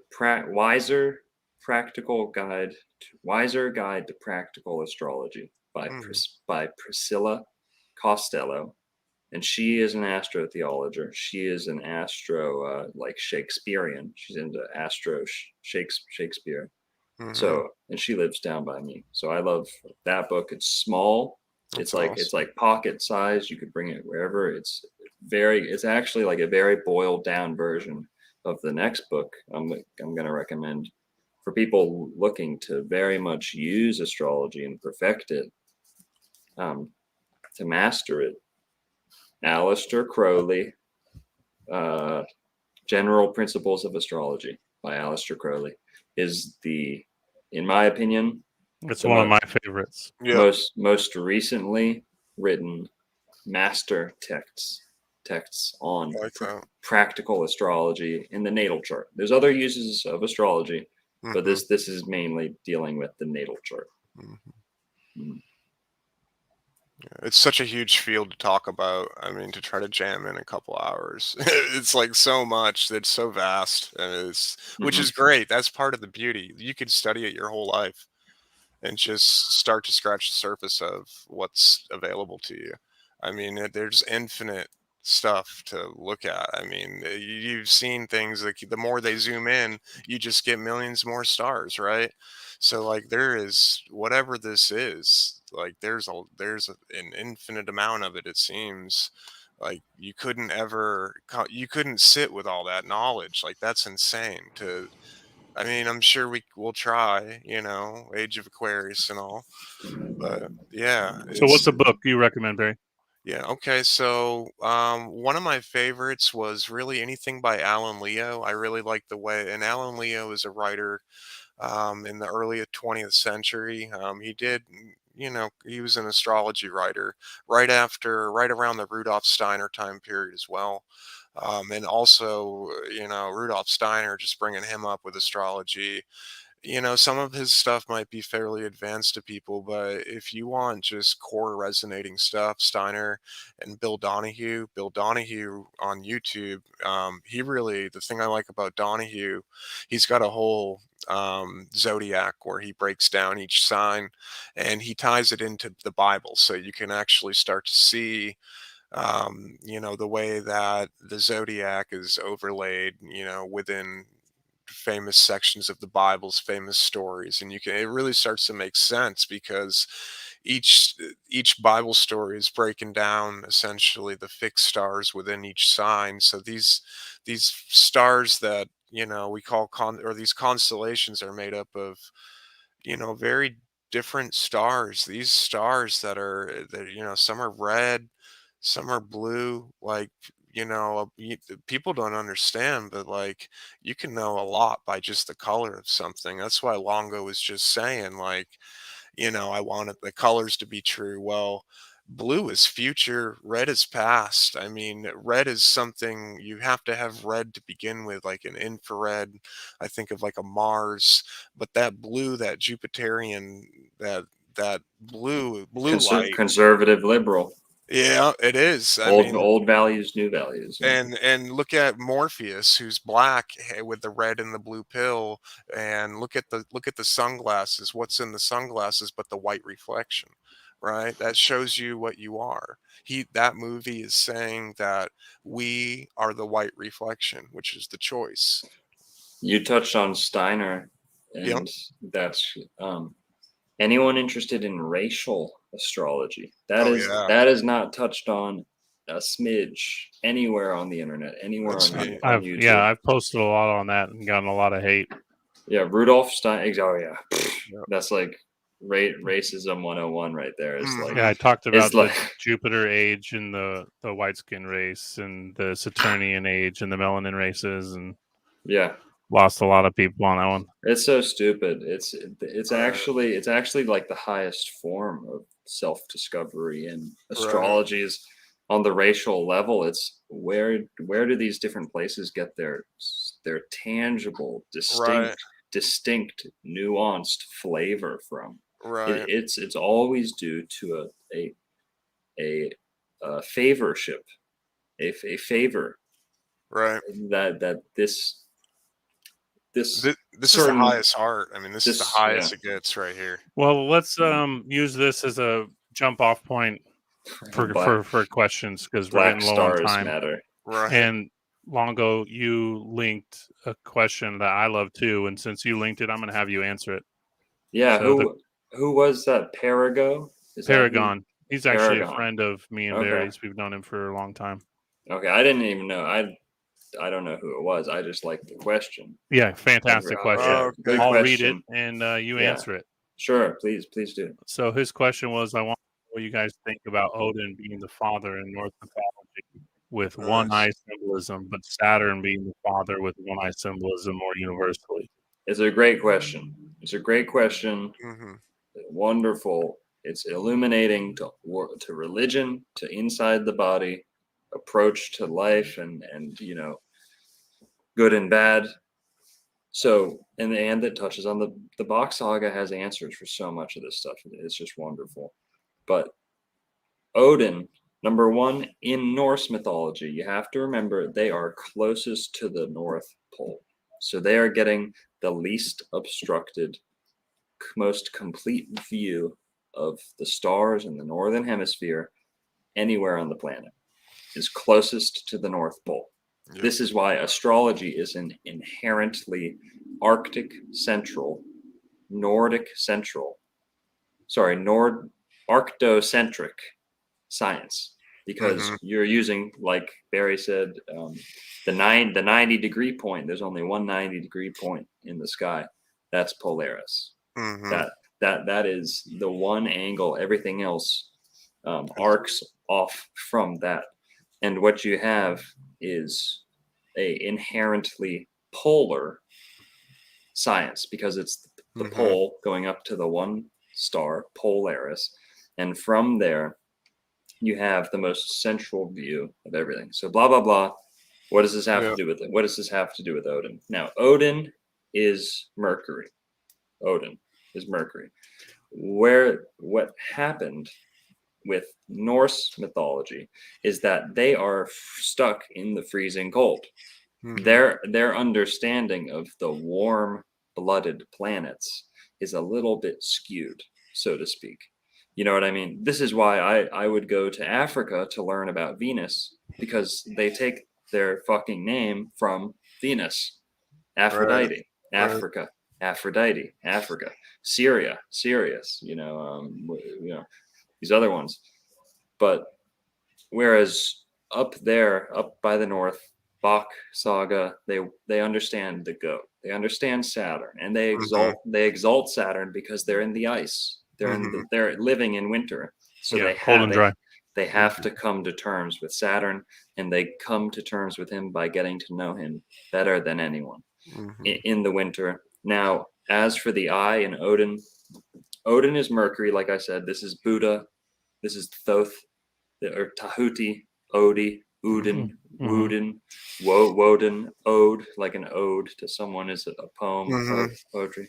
So you have Odi, Bodhi is Mercury. But back to where Odin, why do Norse call the sun Odin, or why do they conflate the sun with Odin, or why is Odin the supreme deity in Norse mythology? Comes down to the diet, because the diet, agriculture comes from the Arctic, and agriculture feeds the brain more so than any other type of living. So fruit and meat, as much as I love fruit, I mean, look at my channel. Like, I'm a hardcore vegan, and you know, I promote fruit, but it is agriculture, bread and grain, where we get our mental faculties from, our immense mental faculties. And the Nords, the Nordic Arctic people, understood this. Brain food is grain food, grain for the brain, and it feeds the brain. So blah blah blah. They saw the sun, they saw the mind as the supreme god that had just entered the scene, and was so to speak the way out of all their problems, because they had to think in the tropical zone. There's no problem solving. The banana tree's right there. The water's right there. There's nothing to argue about, you know what I mean? Whereas in the Arctic, the frigid reaches of the north, they had to problem solve everything, and they had to mentally work through things. This is why they were eating so much bread, not just because it stores well, but it drives the mental faculties. So and the heaven and hell myths get stronger as you go more north. Yes. And I want to answer, I know I'm going all over, I want to answer the one eye symbolism. Odin and Udin. In the Bach saga, they call it Udin is the sun. Udin is the sun. Well, why are we conflating the sun with Mercury? Because that's what you're supposed to do. Because Mercury belongs to the sun. Right. Just as there's an affinity between the moon and Venus, there is a close affinity, almost a squire to the sun. Is Mercury. Mercury is never more than how many degrees, or 30. Never more than 30 degrees away from the sun. This tells you Mercury is like a little remora. You know what a remora is? The thing that swims on the side of the shark, the little smaller fish. Oh, okay. This is what Mercury is to the sun. He is. He was like the personal assistant. Personal assistant. That's why he's the messenger. He's relaying the information from the sun straight to the humans, and this is why they worship the sun. But they live in the Arctic, so they don't know him that well. Right. They don't get to. However, they got to know him through the mental, as I understood. That their connection to the sun was strongest through Odin, and this is why they exalt Odin to the status of sun. And this is why Odin is the grandfather, which is strange in Norse mythology too, because Mercury's usually a bit like the youngest of the gods. He's usually the demigod or half god, or like a Cupid type, like an infant, a cherub type. Whereas in Norse mythology, he's an old man. So it just tells you they had a different way of viewing needs, and it largely has to do with the climate.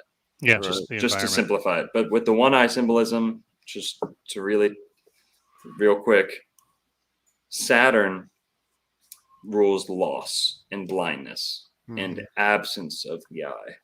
Mercury rules logos, symbolism, and these type of things. So it's not that and this is funny because the word monopoly literally means one eye. So Mercury does not have a monopoly on one eye symbolism. Right. In fact, Jupiter, you could say, is the one eye too. He's the third eye because he's the one in between. The red planet, or the spot. Mm-hmm. So it's Saturn rules monopolies, rules control top-down structures. So that's why the Monopoly Man has a monocle. Mono-optical, monopoly. And that's the businessman Saturn with his one eye, because he's not interested in as Barry was saying, he's not interested in understanding. That's why it's called a corporation. The feminine side of life. He's only looking at the logos, bare bones and logic and needs. Yep. So it's these might be opposite eyes being closed or wounded in these separate gods. I hope that. But yeah, and the sun is one eye too, because the astrological symbol of the sun is an eye. It's a wheel with a dot, a circle and a dot. If you pull up the first, when the first plane struck 9/11, the moment of that event right there, you'll find Mercury exactly on the ascendant. 0 right there, right on the ascendant. I forgot what sign it was in, but I think it was Gemini. So it was a really strong Mercury rules Gemini. It could have even been Virgo, like an exalting Mercury. On the plane. On the exact degree of the ascendant. So that is just a very powerful position. And Mercury too also represents like the media. I mean, that was obviously a big media event, is what that was. Their goddess media. Yep. And which goes back to Persia, Medea, the Medea family, and they were also big, sky worshipers. There's an area in the sky, trust me, that is all devoted to this. There's and sometimes the stars get used bad for their energy and they get a bad rap. I mean, it's all got, everything's really a double-edged sword. There's not really anything good or bad. It's just, a fork is a fork. Yeah, I mean, I don't know. I suppose we can make some rough choices, but yeah. Just like Longo was saying about environment was dictating interpretation. I think that's the same with everybody. We're all in different environments, which shape our interpretations. And people in the chat earlier were kind of poking negatively towards charts, and they're just supposed to be a guideline, and kind of like an interpretation, a tool to an environment. Like Longo said, I think that's a great synopsis. There is the environment analogy. That we're all in different environments, and these are just tools to help us kind of be introspective and see we're all part of the whole. I think. Would you say that's a fair statement, Longo? We're all one. Yes. Right? What does my friend Andrew always says? Sub-ek. Sub-ek is like the Sanskrit. All is one. All is one. And anytime like a mistake would be made or something, they'll just say like sub-ek, like it all settles. It all evens out. Oh, sub-ek. Yeah. Well, I think we'll have to end it there. I got to get the kids to bed. Yeah. And Barry, if you're not, are you in a rush? I'm good, buddy. Okay. I mean, we could hang out and take some more questions. Not to like. I know it's your show, so I don't want to like. Yeah. But if you got to sign off, me. we could float a couple questions. Yeah. Why don't you guys answer some questions, and I'm just going to keep this thing running. Okay. You could end the broadcast, right, Longo? Can you? I actually don't think I can. So maybe not. Maybe we can't because I'm not hosting. How about this? How about people post in the comments some more questions, and we'll plan a part 2. There you go. Because we still left a lot on the table. Sounds good. Oh yeah, man. And, we could do we only answered one, right? We only answered one. I wish we had more time for questions, but yeah. That's all right. And then part 2, we'll jump in with a quick revision of the Venus Mars, and we'll dive more into Mercury. Finish off there, We'll touch a little bit more Vulcan. on. You need Vulcan. Yep. Yeah. Yeah. And yeah, so yeah, I wish we had more time for questions. I know, Unfortunately, man. Oh, yeah. But yeah, so Barry, where can people find you? Well, I really only play on a Facebook account nowadays, honestly. Discord, I am on whenever Todd has a show. I think we've got like 30 views the other day. Last time. Toddcast, for those of Yeah, you Toddcast, that's listening. it. Yep. Check that out on YouTube. Just search Toddcast. Their show is called Delicious Divinations. That's and it. there's 50 episodes now. Yeah, and each one's a couple hours. I mean, every now and then on a Sunday, we've been doing it for 2-3 years. We just get on there and really It's super chill. Yeah, it's just a chill place, chill hangout. Just anything comes up kind of place. Astrotheology, astrology, popular. Yeah, star forts, yeah, just anything. anything. We went through the whole mud flood together there, and yeah, it's been fun. I mean, we had a box saga theme, and we have guests on every once and then now and then. But yeah, it's a small, just little group of people there. Definitely worth a lot more views. It's a fantastic show. I love it. I've been on a few times. I try to tune in every Sunday. So they're kind of like, what, 2 a month or so? Yeah, that's kind of what we're down to right now. Every couple weeks, something like that. Yeah. Yep. Yeah, but yeah, if you guys are everyone bored knows on a where to Sunday, find Longo. He's the heavy hitter here. So, Barry, thank you so much for joining us. Yeah, thanks for having me, guys. Appreciate it. And we're going to do it again. Absolutely. So we left a lot on the table. Sure. Longo, thank you for being here, and everybody tuning in. And Thanks, Barry, I'd love to come on. Oh man, if you'll have me. You should. That would be awesome, brother. That would be awesome, man. Yeah, we should plan that up. Let's plan a part 2, Ben. And I have one final question, real quick, just for you, Doc, before you go. Sure. Is there any chance the Saxor stones could be astro-theology viewing holes to fix stars, or some kind of alignments, some kind of somethings? Now, I want to believe that they could possibly be both. Both, like these were anchors, and the anchors were then moved and positioned to show a map or something. No, that's a good point, because one of the only experts I've ever, or whatever that means, expert, right, that I've actually had come in, that I've talked to, he was not briefed on like the mainstream, that no one even talks about the Saxor stones, but, right. But one of his first kind of retorts against the Saxor stones was that, oh well, they might be a series of viewing holes, because with holes that wide. So number one, the short answer would be no, because with holes that wide and crude, right, you're not getting any. It'd have to be like lead scallon, where you put the cross in the stone. Now, there is one.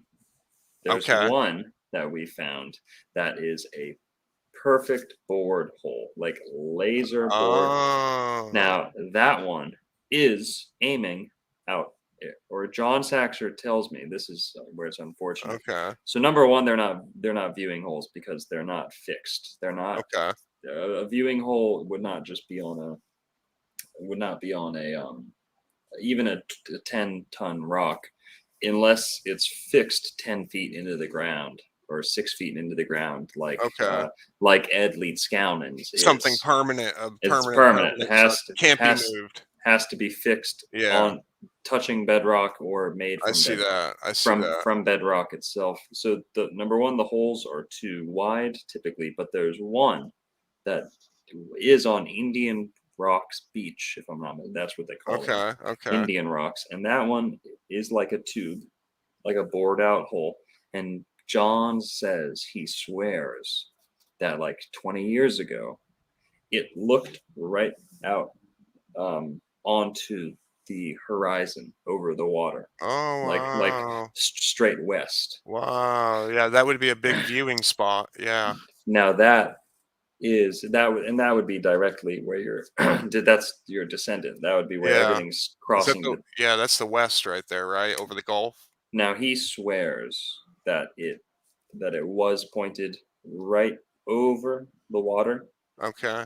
Now it's been pushed over, Uh, or a high tide came in or something. So I don't even know if that was a viewing rock, because right. it's just like a Okay. refrigerator sized rock. I just had to get that off my mind. I wanted to know if there's a chance that they were anything to do with anything like that, because we have so much. We'll get into astro, astronomy, or the connections to the Earth here on one of these shows, hopefully. But yeah, there's so much, man.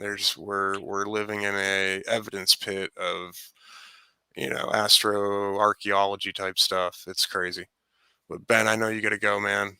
No, I mean the Yeah, mounds and right. everything's built to the stars for It sure. is So absolutely I couldn't agree more. And yeah, it's in my wheelhouse too. So maybe we'll spend a little bit less time on the astrology side and more of the right. geomantic Right. side of things. That'd be fun. Yeah, yeah. That'd be exciting. But yeah, Mhm. I was super happy to bring you two together. Obviously, I can see the connection already, and Yeah, man. Love you, we'll Doc. plan part two and get it going. And Longo, you got to go on Delicious Divinations. Yeah, we'd have a lot of fun. That show deserves a lot more, um, a lot more people recognizing it, and obviously, you bring quite a crowd, so it'd be fantastic for them. I For appreciate sure, that, Ben. Yeah. for sure. So love you, Barry. Thanks for being here. Love you, Yeah, yeah, Longo. Thanks everybody for yeah. watching Thanks for tuning in, everybody. on your Saturday night. It means a lot. Have a Saturn. wonderful night. Enjoy your Sunday tomorrow. Rest. And yeah, thanks again. Have a Yeah, great night, everybody. For sure. yeah. Peace. All right.